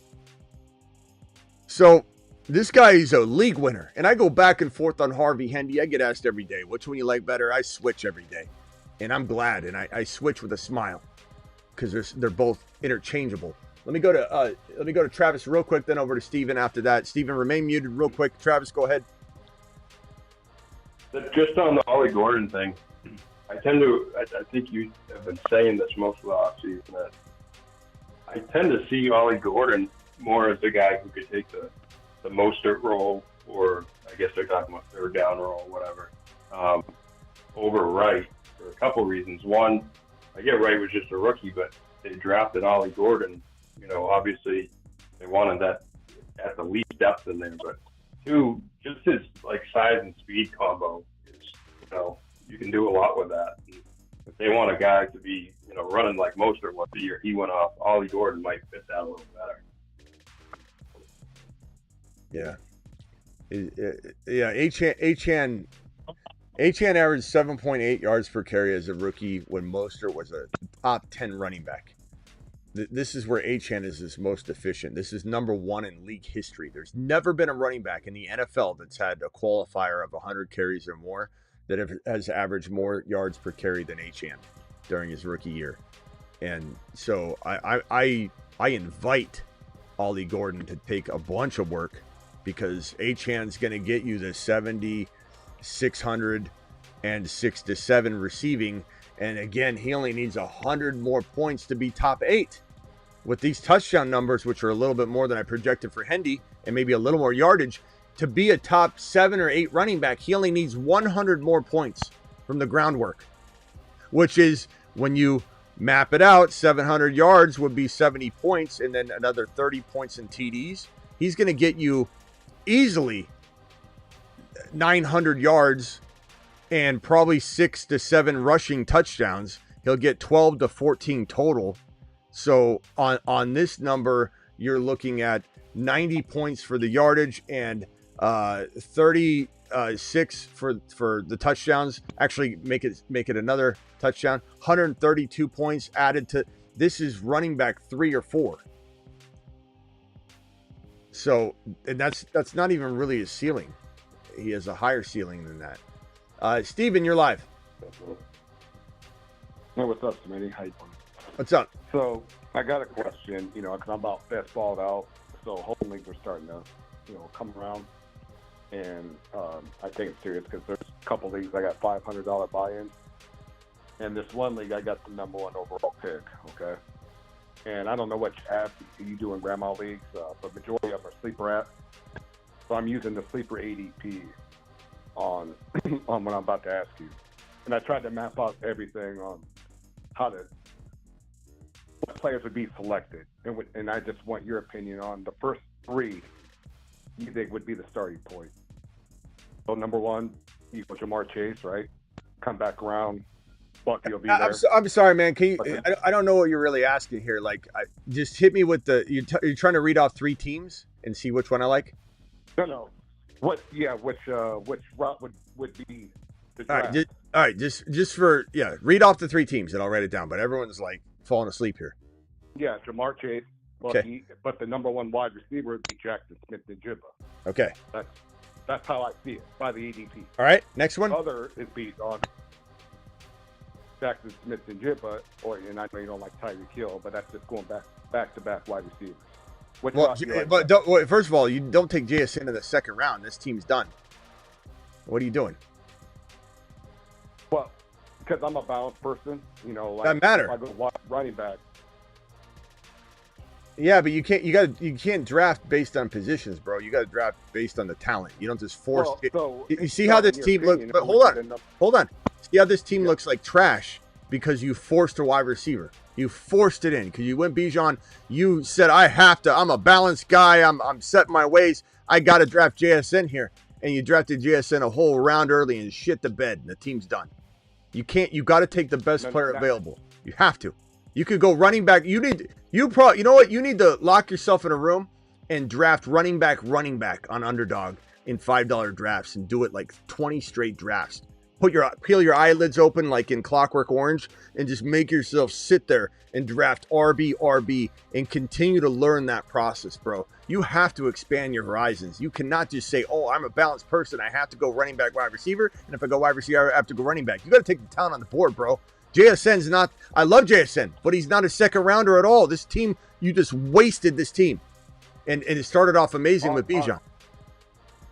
Well, but what I'm trying to tell you is the sleeper app is different from Underdog, according to ADP. I know. The number 1 wide receiver available. If I don't take a wide receiver in round 2, then I'm looking at it's even worse. You know what I mean? So I could go Bijan or Chase Brown. First of all, I don't agree with that because second of all, it depends on your league mates. It depends on a lot of things. It's not just any draft on a sleeper. You have to take JSN in the second or you lose. I draft on sleeper all the time. That's not the case. Oh, I know, but I'm just giving you a layout. Okay, Just but who are the top you know. who are the top wide receivers available when the JSN pick is on the board? Okay, so if it comes back around, ADP of 26. All right. 12-man league comes back around. Okay, We're but looking at well, McConkey. hold on. You took JSN in the second. No. Well, okay, I'm telling you. All right, so it's coming back around. Just tell you what's available according to ADP. Okay, That's ADP. but now you're talking pick 26 though. What about the second round? You're saying 26. You took JSN in the second. I want to hear the second round wide receivers. You just said 26 overall. I want to hear when you took JSN. Who's on the board at JSN's at the pick you took JSN, which is what pick? Was it like 18? Pick 19? No, he's going 23 according to ADP. Okay, where did you take him? McConkey right there. Where did you take him? The end of the second round. I have the first What overall pick? pick. It comes back all the way around. Okay. So end of the second round, his ADP's a little further down. Okay, read the 2 players above him and read the 5 players below him, wide receiver wise. Okay, you got Tyreek Hill, 27. McConkey, 22. And then it goes Drake London, who already beat drafted 17. AJ Brown. AJ Brown, Drake London. Do you hear what I'm saying, bro? AJ Brown and Drake London below JSN and Hill? Like, these guys are miles ahead of JSN and Hill. And Ladd ahead of them, both of them as well. This is what I'm saying. Bro, I've been doing this too long. You can't tell me, oh, in the second round, you got to take a wide receiver on sleeper. You're not seeing that JSN and Hill are ranked way too high for whatever reason in this ADP that you're looking at the way it's sorted. Bro, London's a top 12 overall player. You're not listening to what I'm saying. Not at all. They will be drafted. I'm just doing by a mock draft. The top 12 already drafted. I'm just giving you a layout. They come back around. They will already be drafted. I'm telling you what would be available. But you just said London when you were reading off the receivers. No, I'm just telling you. I said London. He goes. Steven, let's try again. Finish him. I can't. Steven, let's try another day. Reset. Yeah. I'm not mad at you. Yeah, Luke, you can't use mock drafts either. Yeah, mock drafts do nothing for you. But Steven, let's reset. I'm not mad at you. I hope you're gonna not be really bitter about that. I mean, some people get you're done. You've just been Smitty. This is a part of the show. You either like it or you don't. I can't fix that.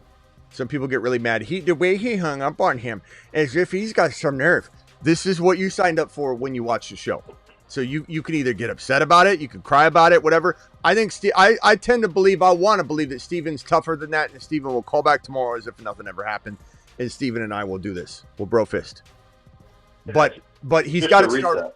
Yeah, reset. But that was a disaster. Like, be quick. Do I have to go into the mode where it's no nonsense? Because it's like, I have a league, and then if I drafted that, there was like 5 minutes in there where I just didn't. It wasn't necessary. Cut the fat off, trim the fat off, bring the thunder. But he was trying to make excuses for why he took JSN in round 2. JSN doesn't belong in round 2. I've been doing this 24 plus years professionally. You can't pull one over on me. You can't say, Smitty, JSN's in round 2. If I don't take him, I'm not going to have wide receivers. That's not true. Because there would be running backs there that do not belong there, and you need to say, screw wide receiver anyway. Give me freaking Achane, who's in the second round that far down, that would fall if JSN is the best receiver available. Then he started reading Ladd. Then he said AJ Brown and London. When I asked him to read 5 wide receivers, then he said those guys were gone and I wasn't listening to him. So I don't know. You just got to reset, bro. I appreciate you. You know you're my guy.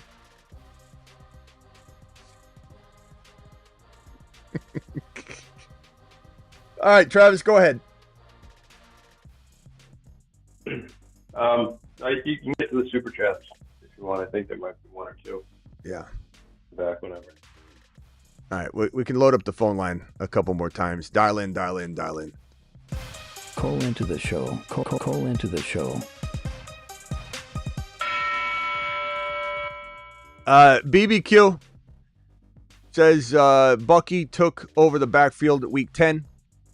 Yeah, it was really week 13, but they started to kind of say this is going to be a little trial run. It was like, I think it was in week 10. Let me go actually pull it up. It's week 11 and 12. I think is where it started to get really, really interesting. Let me add this caller real quickly. Caller, mute yourself if you could. I appreciate you. I'll be right with you. And then let me add this caller. Caller, please mute yourself. I appreciate you. I'll be right with you. Just mute yourself. And then this caller, please mute yourself. I appreciate you, but please mute yourself. And please really do it. Don't pretend to do it. Thank you.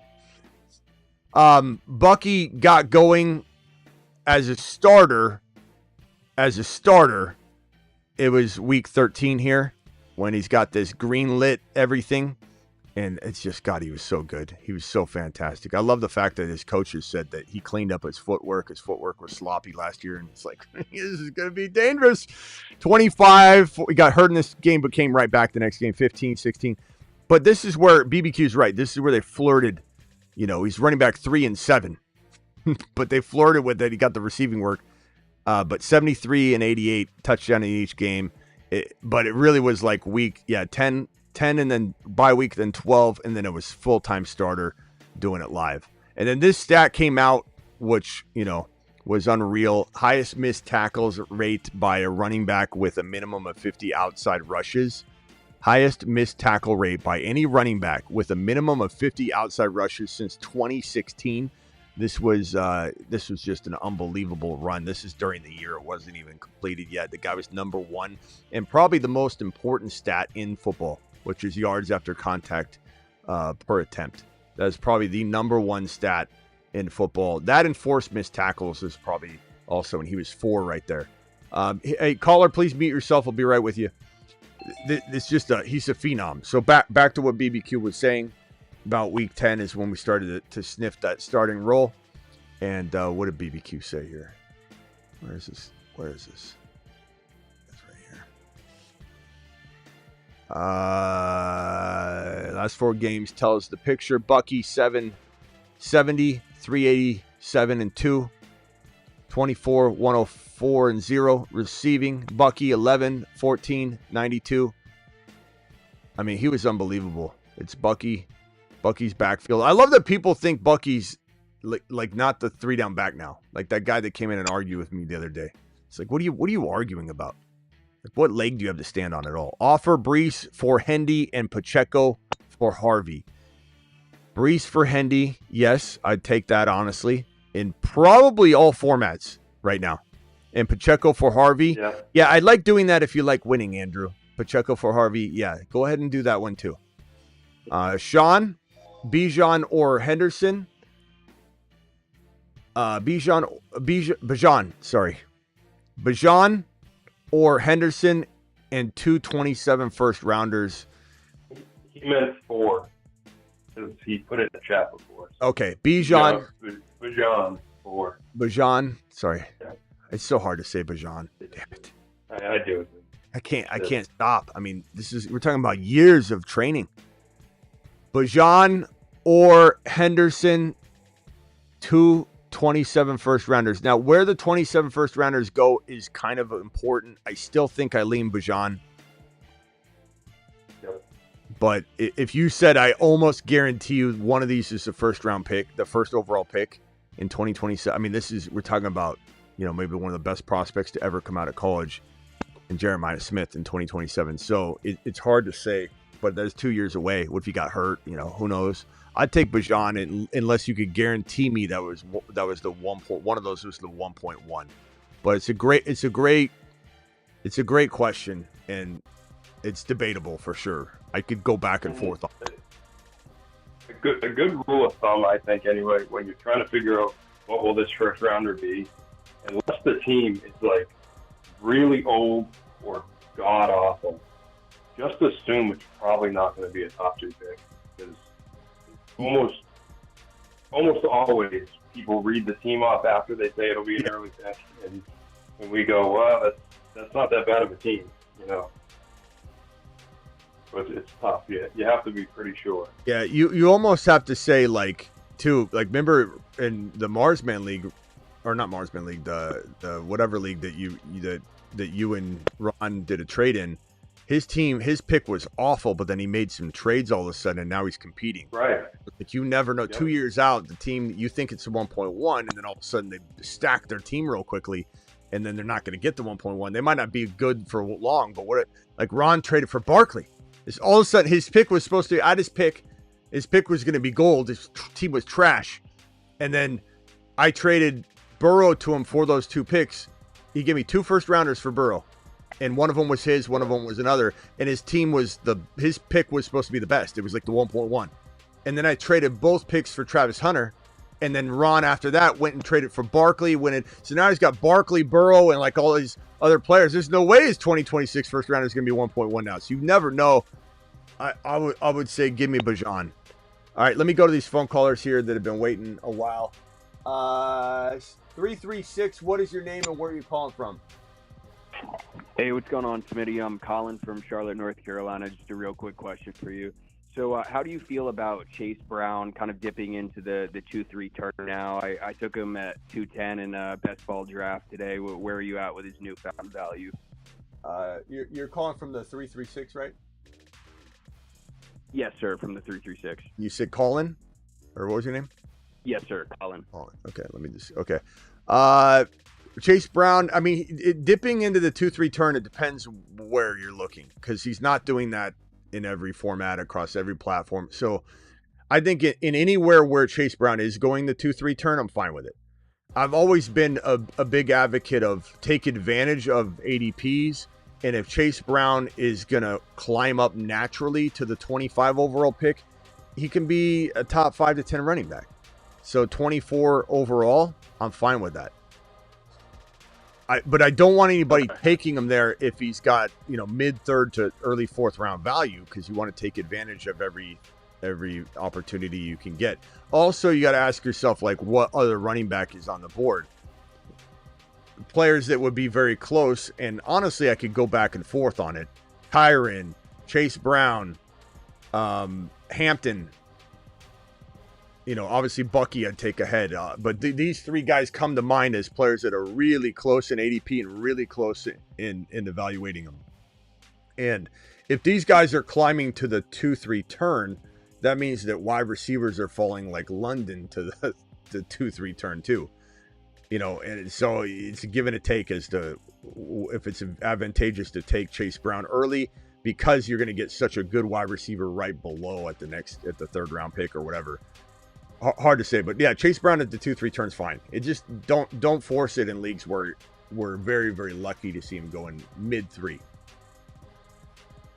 All right, got it. I appreciate your time, Smitty. Thank you. Thank you, bro. All right, now we're gonna go over to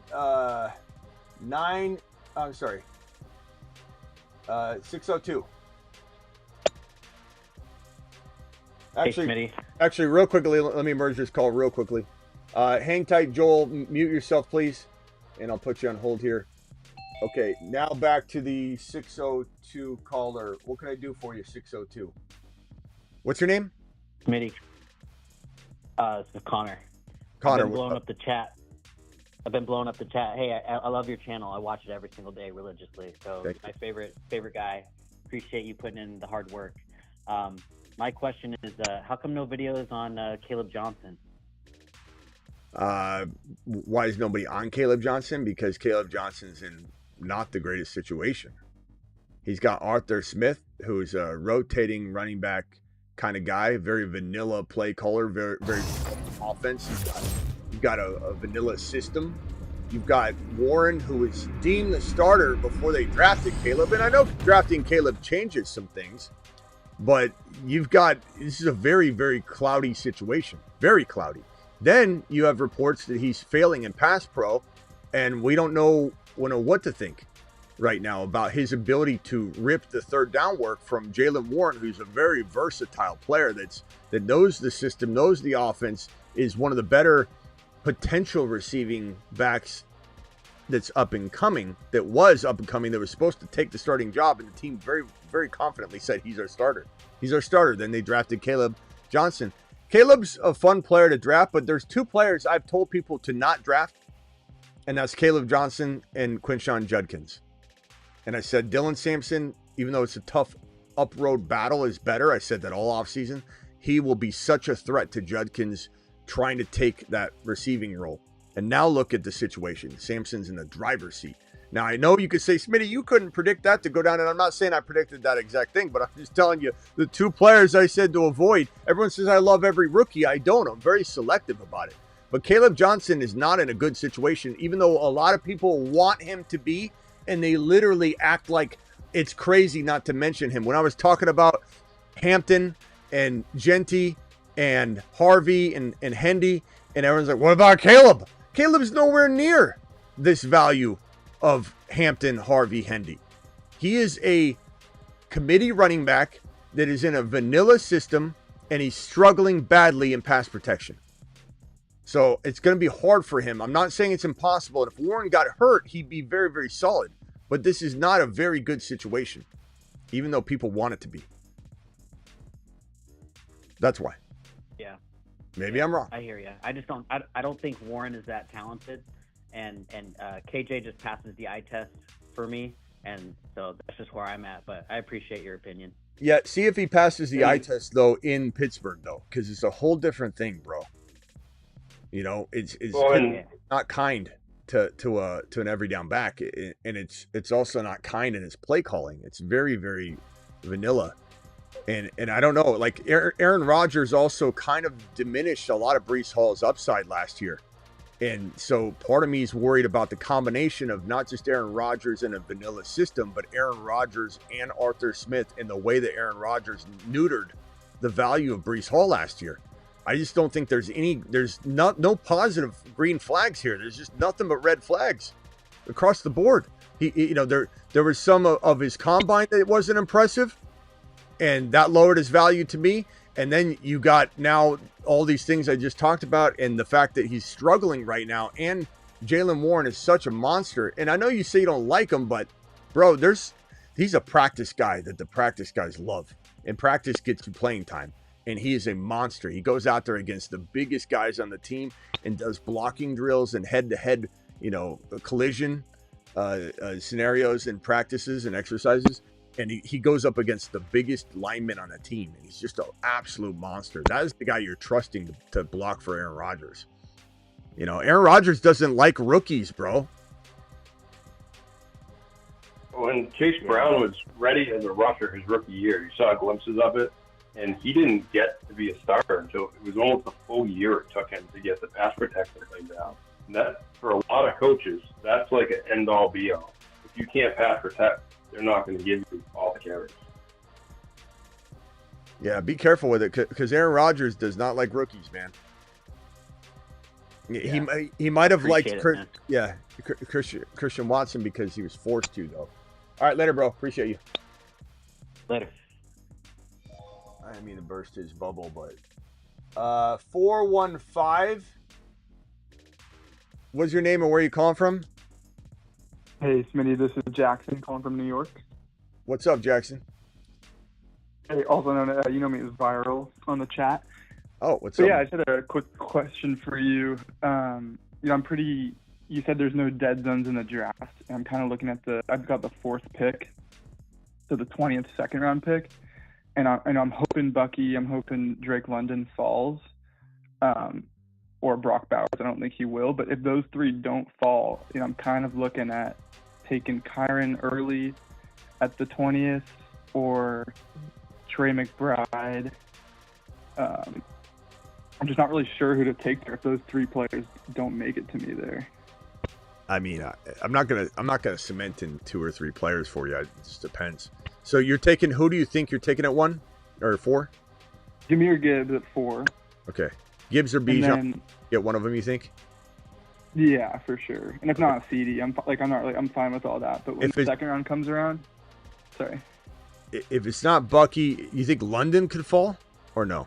He sometimes does. I mean, maybe. I mean, that would be my number 1. I think London, Bucky, obviously I'm smashing that. I think if they land to me. But if those 2 don't land, I'm kind of looking at. I don't think Brock will land either. give me the next 4 guys that you might contemplate, and I'll rank them, and that's the best I can give you. Okay. I'm thinking Lad McConkey. I know you're not big on him, or he's too high. I like Lad. Kyron. Kyron, okay. No, I know, just not for his ADP. Like, yeah, Kyron. second round.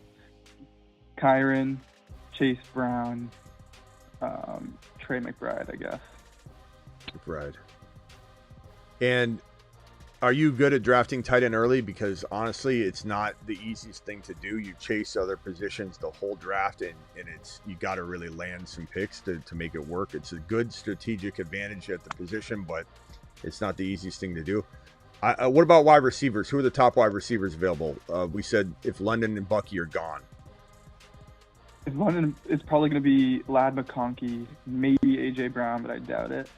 But then, like, Garrett Wilson, but he's a third rounder. Kind of just Lad, honestly. Well, you're going to probably get Garrett Wilson in the third round, right? You think?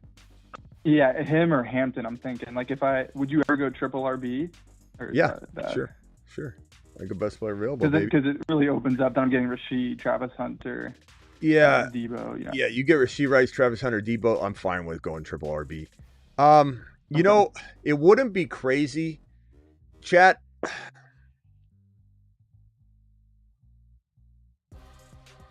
This is like the one dead spot I feel like there is. Like end of second round. If those you know, players don't fall.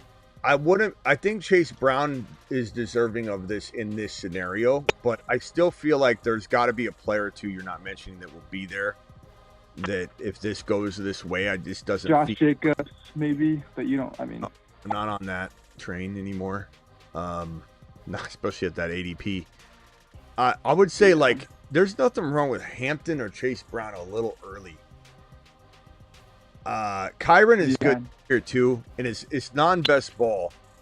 I'm gonna say Kyron, Hampton, or Chase Brown, Hampton, and I'm not scared to go Hampton in the other, but I don't know if the other fall. Maybe Kyron and Chase Brown go in this format before your next pick, but I'm not afraid to just trade to the 8th pick, and then I'm getting GT, Bucky, and Hampton probably. You can get the whole 8. You can get the whole 8th round pick. You mean? You just swap with the 8th pick, yeah. Then I'm for sure getting Genty, Bucky, and Hampton probably. I kind of like Hampton or Garrett. I like that better. I'm going to be honest. Okay, that's what I was thinking. All right, my boy. Appreciate you. Appreciate it, Smitty. Later. Thank you. Yeah, as much as I love Gibbs, I like Genty so much. Part of me loves that. Like I said, I don't know about 7 or 8 or not. It just depends on where you can get Bucky. But anywhere you can get Bucky in 2, if that corresponds with getting Genty in 1, it's kind of my favorite spot probably.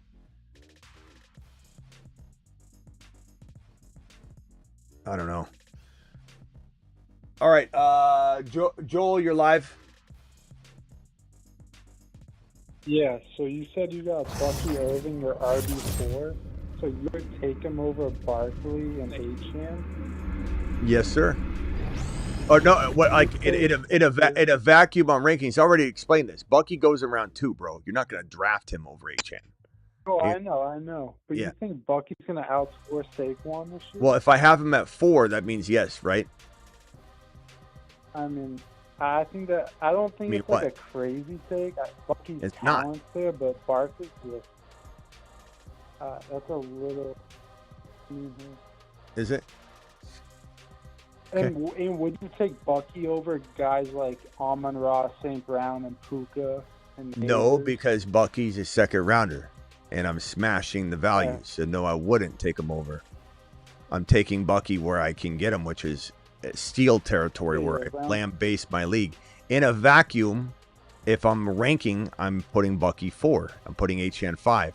Look, Barkley, we've gone over this, Joel. You've been here all offseason, so let's not pretend like you haven't heard me say why. Barkley has had 430 carries added to his plate last year, 480 total touches. 371 carries is the 371 curse that is killed running backs and destroyed them. And it doesn't just break them down for the next year. 371 carry curse has destroyed and ruined running backs. They're never the same again the next season. Barkley slowed in the Super Bowl. The offensive coordinator is gone and raptured from this team. Jalen Hurts played like trash in the passing department last year, even though people want to forget that because they won the Super Bowl. He still looked like trash throwing the ball. And he's always, this is not something that they're going to have to, they're probably going to have to throw a little more. I don't know how successful they'll be, but acting as though Barkley can't break off of a 430 carry season, and my take is wild. Look, bro, keep in mind, Barkley, this is the channel that told you about Barkley last year. Everyone was telling you that Barkley was risky, injury risk. He's coming from New York, and he was a Mars man.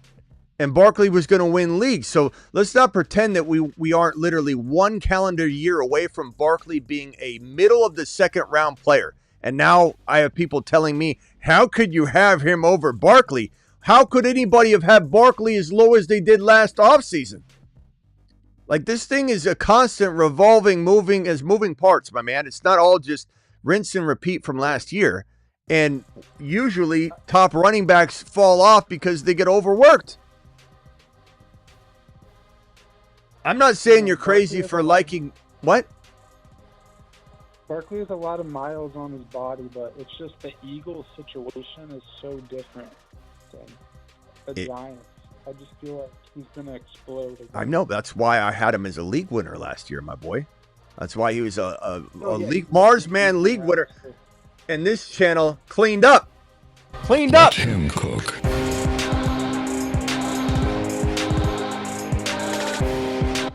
But given we predicted that, I think there's a little bit of leeway here for me to say, well, I think it might go a little bit this way this year, a little bit this way.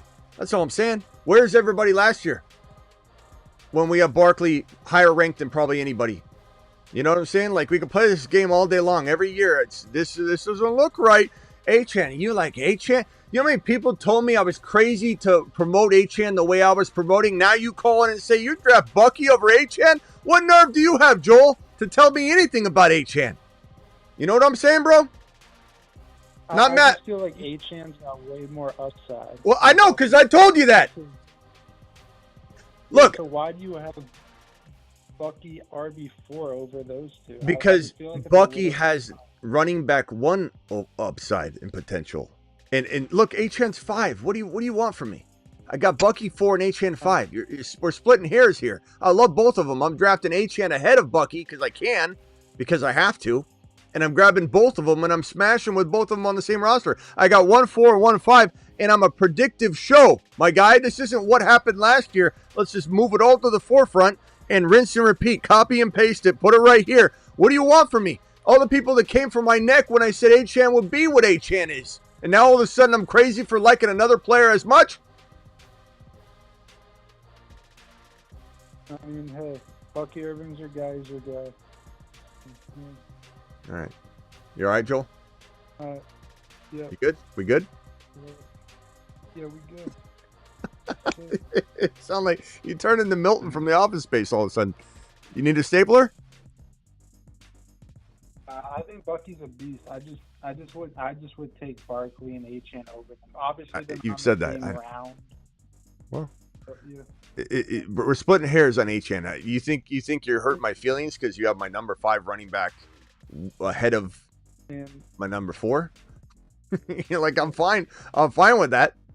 But you know, thinking I can't have Barkley dropping off or getting injured when he's got one of the worst injury histories, you know, and you mix in the fact that he was abused in New York, he was abused in Philly. They ran him till his wheels almost fell off, and he slowed very much. He looked very tired and sluggish. Not saying he won't recharge. Not saying that Barkley won't become the number 1 running back through 6 weeks of football. And Joel, you might call in and say, and you might think you have me, and you say, Smitty, well, I told you Barkley was going to be a monster. Bro, no, you didn't. We all said that. I'm saying that. Weeks 1 through 6, he might be the best running back in the league. Like my example with the leaf blower, that the battery on this thing potentially might last and give you what you need for 5 minutes. And it seems like it's glorious. It seems like it's going to work like crazy. You put this thing in, you charge it overnight. Works fantastic. I think this time it's going to be different. 5 minutes in, straight down. Barkley could be the best back in 2 weeks, 3 weeks, 4 weeks, 2 months of football. But there is a high likelihood that he breaks in the deeper part of the season. Now, you could draft him and then trade him, or you could just draft a player that's just safer and not have to worry about it, like Genty. Genty over Barkley. Did you hear that? I said that too. My number 1 overall, Bijan, Gibbs 2, Genty 3, Bucky 4, Achane 5. Yeah, I agree with the top 2 easily, and Bucky Irving's a beast. We'll see what happens. They're all going to be great. Well, you came in and you crapped on him, so I don't know. Take away your Bucky card.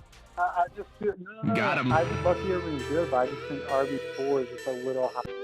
Your Bijan card has been revoked.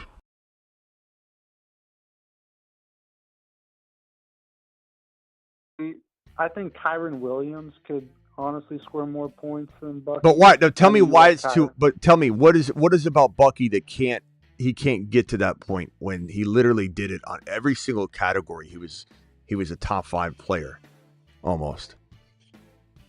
No, the Buccaneers are going to be a good offense. Baker Mayfield's a great quarterback. They got weapons. So I mean, Bucky has the potential. So I don't mind that your stance is different. It's just you don't think Bucky has a chance to be a top 4 running back.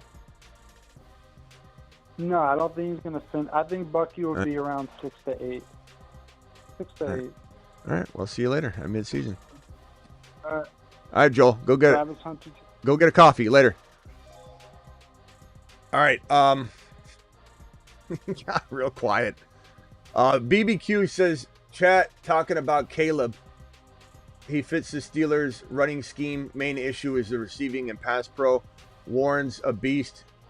So it limits Caleb's upside at ADP. I'd rather have Harvey or Hendy, of course. They're not even in the same ballpark. But, there is a time and a place to draft Caleb. I'm not saying he's a complete avoid.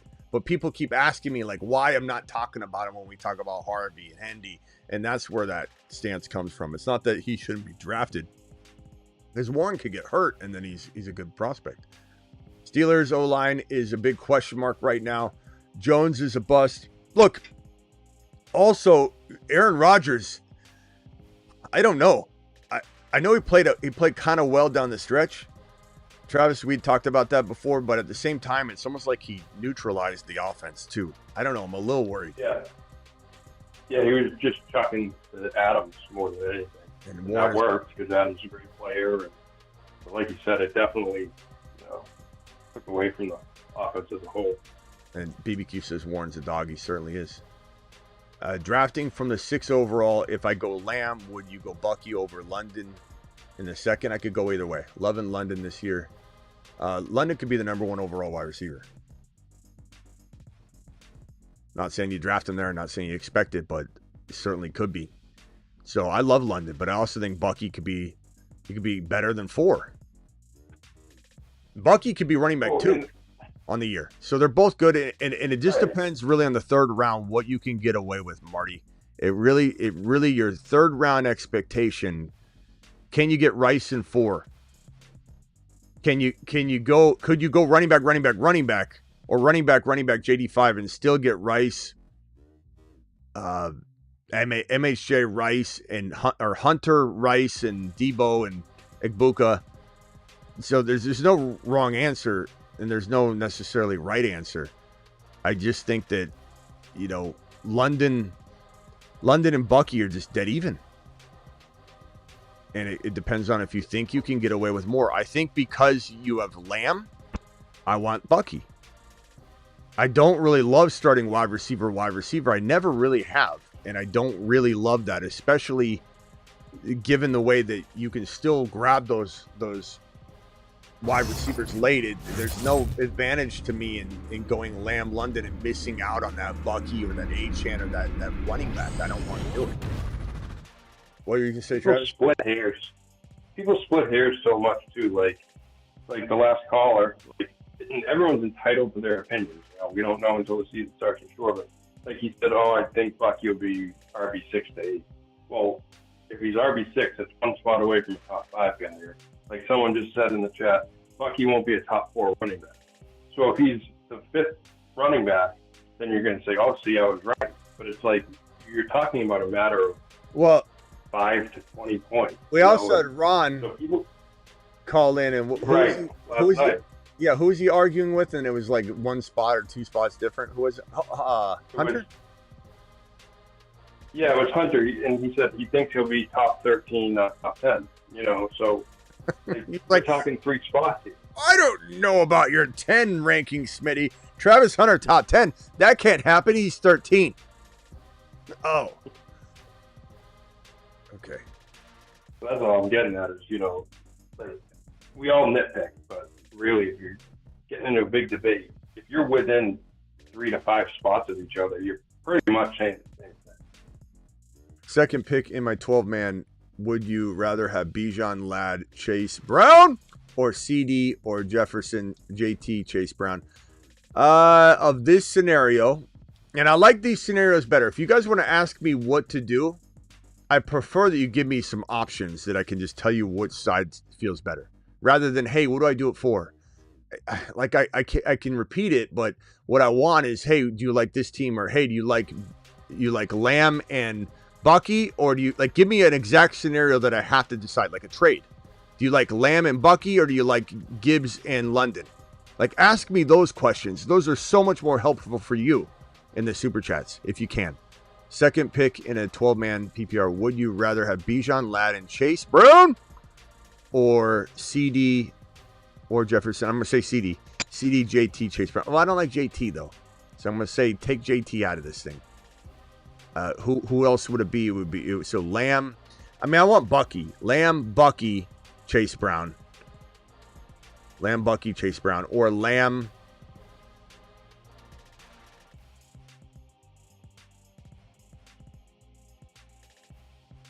I mean, is it crazy to reach on Chase Brown or Hampton and have both of those guys, like Hampton and Chase Brown? I don't think so. But you are doing almost 2 reaches there a little bit, so it's kind of a. But this is fantastic. I think I love it. And make sure you take best player available, because I noticed he has 2 running backs and a receiver in each thing. So like, don't necessarily think you have to take 2 of one and 1 of the other. You know, like we were talking about planning out things. So this is your ideal, bro. If you could get Lamb, Bucky, that's the smash. But I do believe that Bijan and London, let me put those side by side. London and Bijan and Lamb and Bucky are the 2 like golden tickets. If you could get either one of these. And honestly, I don't know which one I love more. This is very Falcon dependent, which in best ball is not bad, but in non-best ball it can be a detriment. This is good too. These are both awesome. I don't know which one. I'd rotate it. That's how close it is. But I would say if you plugged in a Bucky or somebody instead of JT, I'm not a fan of JT in the second round. So you're going to get me to say no to that one unless you replace the player. I'll try my best. Thanks, Smitty. Well, do you have another player you could give me instead of JT real quick, bro? And I'll answer that again for you. So throw out it real quick and throw out another name that do you think Bucky will be there? And if not Bucky, what's the highest ranked running back? Does anybody like that Hampton Chase Brown thing? Lamb, Hampton, Chase Brown? Yeah, I like it. Or Garrett Wilson? Oh, Wilson too. I'm okay with all those guys. And then you get Rice, Hendy, and then if you can, Hunter. So there's that look: Lamb, Hampton, Garrett Wilson, Rice, Hendy, Hunter, or you go Chase Brown. Where's London going in redraft? Is it like 1-2 turns, or is he getting in a second? It's all over the place, man. And Underdog, he's going like 17, 18, and that's more wide receiver heavy. So I don't know. I don't think you could lock him into anything right now. He's kind of all over the map. This team right here, Lamb, Hampton, Chase Brown, Rice, Hendy, Hunter is pretty good too. Awesome. Would it look... So I guess with London, just keep an eye on where he's going, where he is on the list. What about this? Is this better? Is this the best team right here? Hampton. Is this the best version? Lamb, Kyron, Hampton, Rice, Hendy, Hunter. That might be the best. Kind of feel like maybe Kyron's the cheat code in round 2. If you get screwed out of round 2 and you don't like what you're dealing with, Kyron. Yeah. Let me write this down. I'm gonna make a video. Cheat code or last resort covering.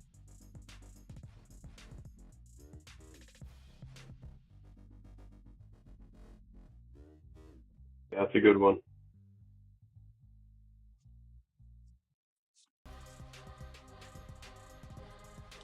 That's probably the best team. Chat, do you agree this is the best one?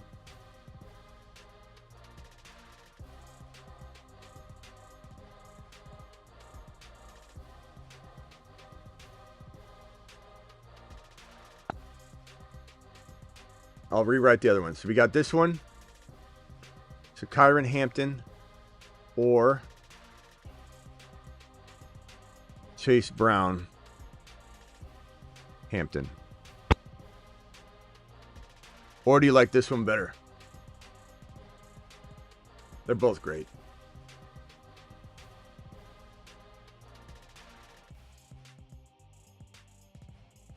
I like that.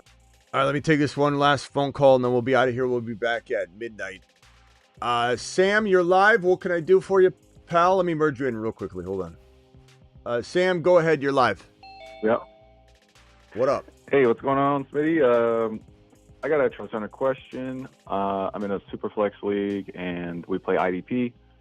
And Hunter's projected to be the second wide receiver, projected. So I was just wondering, would you be comfortable taking Hunter around Chase and Jefferson and, up in the top 5 wide receivers? Yeah, because the scoring. The thing about Hunter, and I kind of feel like doing a video on this too with IDP. The thing about Hunter is that, bro, the projections for Hunter anywhere you go are going to be lower than the projections I have for him as a wide receiver. The defensive ones, I'll leave that alone and say maybe he gets what's projected for him. But you're going to find no projections anywhere that is going to say 1,200 yards, 12 TDs, total TDs, and 150 to 200 rushing yards, and 80 receptions. So if you factor in the projections for his wide receiver stuff, what does his wide receiver projection numbers look like? His projection is, let's see, 67 catches, 899 yards, 6 touchdowns, and only 8 attempts rushing. If he's projected to have just this receiving number total, and I'm telling you he's gonna, let's dumb this down to 1,100. Let's go 75 just for craps and giggles, and 10 total touchdowns. I'm still saying he has these rushing yards. Bro, what I'm telling you he's going to do, mixed with what they're telling you he's going to default do, very low defensive projections too, means that he's the number 1. You know what I mean? So yeah, if the system's right and I'm way wrong, he still earns what you're drafting him for. If I'm right, you have the biggest cheat code ever created on planet Earth. Right. Yeah, so other than the down, the left, quarterback, right, left, okay, right. my quarterback BA, select start. Warning, warning. Cheat code activated. All right, go ahead. Cheat code. Yeah, he's a cheat code because you're starting him in my cornerback spot. So that's crazy. What else you got? No, just other than that, the quarterbacks are going to be scoring high, so the first round's going to be quarterback, but maybe second just to play it safe to get Well, I don't know. I mean, do you think he's going to go in the first round? Like, is he you said he's projected to go where? Wide receiver 2? Where's wide receiver 2 projected to go in your projections? Overall, he's projected to be number 26 in the projections. As the wide receiver 2? Like with the IDP, yeah, do it. Okay. Then, yeah, I mean, go with the projection, because what people do, they're lazy. They're going to go off that suggested rank. But what I would say is that if he's ranked right here, there's a chance he goes, 3-4 spots ahead of that. So you got to keep it in mind. But yeah, I wouldn't pick him any earlier than you have to. All right, my man. Yeah. All right. Cool, Smitty. Appreciate it. Better, bro. Travis, any final thoughts? Then I got to get the super chat here by Viral. No, just that, like we were talking about I think last week. What's the guy's name? Is it Torrey Horton in Seattle? Yeah. He's supposedly pretty clearly beating out MVS as the deep route guy. So yeah, he's someone just to keep an eye on, because he looks like he's going to be getting plenty of snaps at least. So yeah, I don't know how much they use. At the least, he's the deep guy. Yeah, Horton's gonna be good. I wouldn't be surprised if he was like a moon man or at least something. Mid-season monster. Horton's climbing fast. He's looking fantastic. And we were just talking about it in the chat too, real quick. Maybe I'll bring it up again on the graveyard shift. Gunnar Helm in Tennessee, tight end. It looks like he has a chance to pass Chig, at some point in the season. He can run routes really well, and he's a complete tight end. So that's something else to watch. Especially, he's a rookie and Ward's a rookie, and so they've been working together. Yeah. All right. I'll talk to you later on. Bye. All right, man. Appreciate you. Later. All right, we are out of here. Yeah, Horton. By the way, Horton's got a ADP at 215, so he goes nearly undrafted. Like right now, I'm on the clock in the 16th round in the draft. Just took him right now. I mean, he's such a steal. How do you pitch a swap with the 7th pick without tipping? I think it's a better spot. The best way to do it, because if they don't want to do it, they don't want to do it.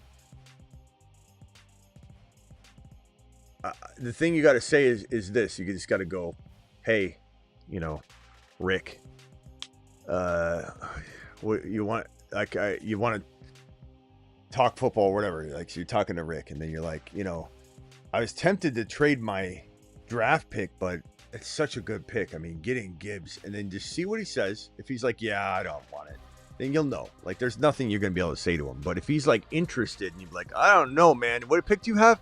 Act like you don't remember what pick he is. Be like, what pick do you have? And then he'll say it, and you'll just know. Like, you got to make it his idea. You got to just talk shop with him first. You can't call and go, I'd like to talk about a pick swap. Then it's like the ball's in his court. Then he's like, why do you want it? It's a good spot, isn't it? You want it to be his idea. If you make it his idea and he wants it, it'll get done. If you make it his idea, it'll get done. If you bring it up and he doesn't want to make it his idea, then it's not going to happen no matter what you did or say. So it's really that simple. But you can take it from something he wants to do to something he doesn't want to do just by you wanting to do it and going for it. Got to be careful.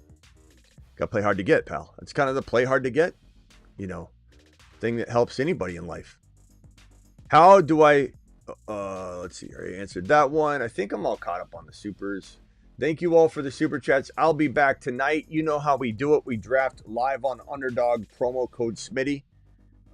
We're, first of all, live here Monday through Friday, 8 p.m. Eastern, every single Monday through Friday. Live additionally when any news, big news breaks. I'm here to break it down. So if something happens, like Parsons gets traded, like something crazy, you know to come here. And then I'm live every single midnight Eastern on the channel. Appreciate you all. And then BBQ dropping a wad on screen at the BBQ. I'm at 208. I'm at 208.8. 208 pounds, 0.8. So if anybody doesn't know what we're talking about, there's a 30-day challenge. Essentially, you pick a goal, do it with me, whether it's drinking less soda, eating less candy, eating no candy, going on a 30-day no sugar, fasting, intermittent fasting for 30 days, walking 10,000 steps a day, 5,000 steps a day, doing 50 push-ups every day for 30 days to see how you feel. Pick something and do it with me. I'm going to get down to 200 lbs from about 221. Right now I'm at 208.9. And I'm close. And I'm working out. I'm running. I'm doing all of the above. But BBQ dropped this one. Says, if you are new to the show or just coming back into the fold, Smitty and the community have been busy in the lab ever since the last season ended. Tons of content available. Get signed up. Get plugged into the show. Best show. Thank you, pal. Appreciate you. And don't forget that we have a live chat group 24/7, 365. Hit this link right here.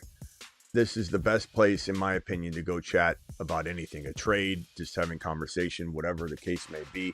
Hit that link, do it live, smash the link. Appreciate every single one of you. I'll see you on the Patreon right now. I just dropped the link. Go hit it. $10 a month, cancel anytime. And if you want to draft tonight, here's that link, and that link's also pinned, but I'm going to drop it fresh right now, so it's easy to click on. Underdog, promo code Smitty. We're drafting tonight. Hit that link. Sign up now. $10 minimum is it. They'll give you a 50% match on your first deposit. So if you do the $10 minimum, you do this minimum right here, you will get $5. If you do 2,000, you get 1,000. You do 500, you get 250, etc., etc. But the minimum is only $10. And we'll be drafting on Underdog. If you don't hit that link right now, it's in the description of the video. Code Smitty as well. You will not get in tonight. I want to see you all trying to get into the drafts tonight. We'll do 2 drafts, maybe 3. Tonight, maybe we'll do 3 total drafts, I think. Hopefully. I'll see you all in just a little bit at midnight Eastern. Appreciate every single one of you.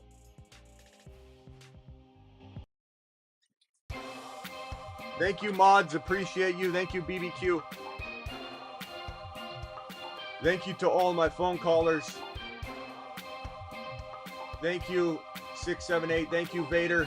Thank you, BBQ. Thank you, Caps. Thank you, Drawings. Thank you, Travis. Thank you, Sick Nasty. Thank you, Blackbeard. Thank you, Space Ricky. Thank you, Vampy. Thank you, DeBalt.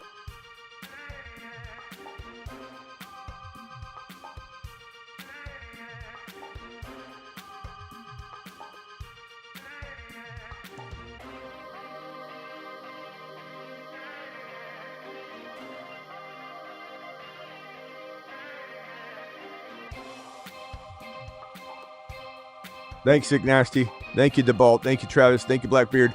See you all later. Deuce. Appreciate you. BBQ. Appreciate you, New Age Outlaw, if you're still watching right now. You're the man. Silver Rapture. Tyler. We'll see you later. Tyler Watkins. Vader. See you later. 300 people still in the building. Please hit that thumb up. 146 thumbs up, but we can get those up, those numbers pumped up. Please subscribe if you're new as well. In a jam, call HHH and Associates. Triple H and Associates. Locations on Earth and Jupiter. But the continuum of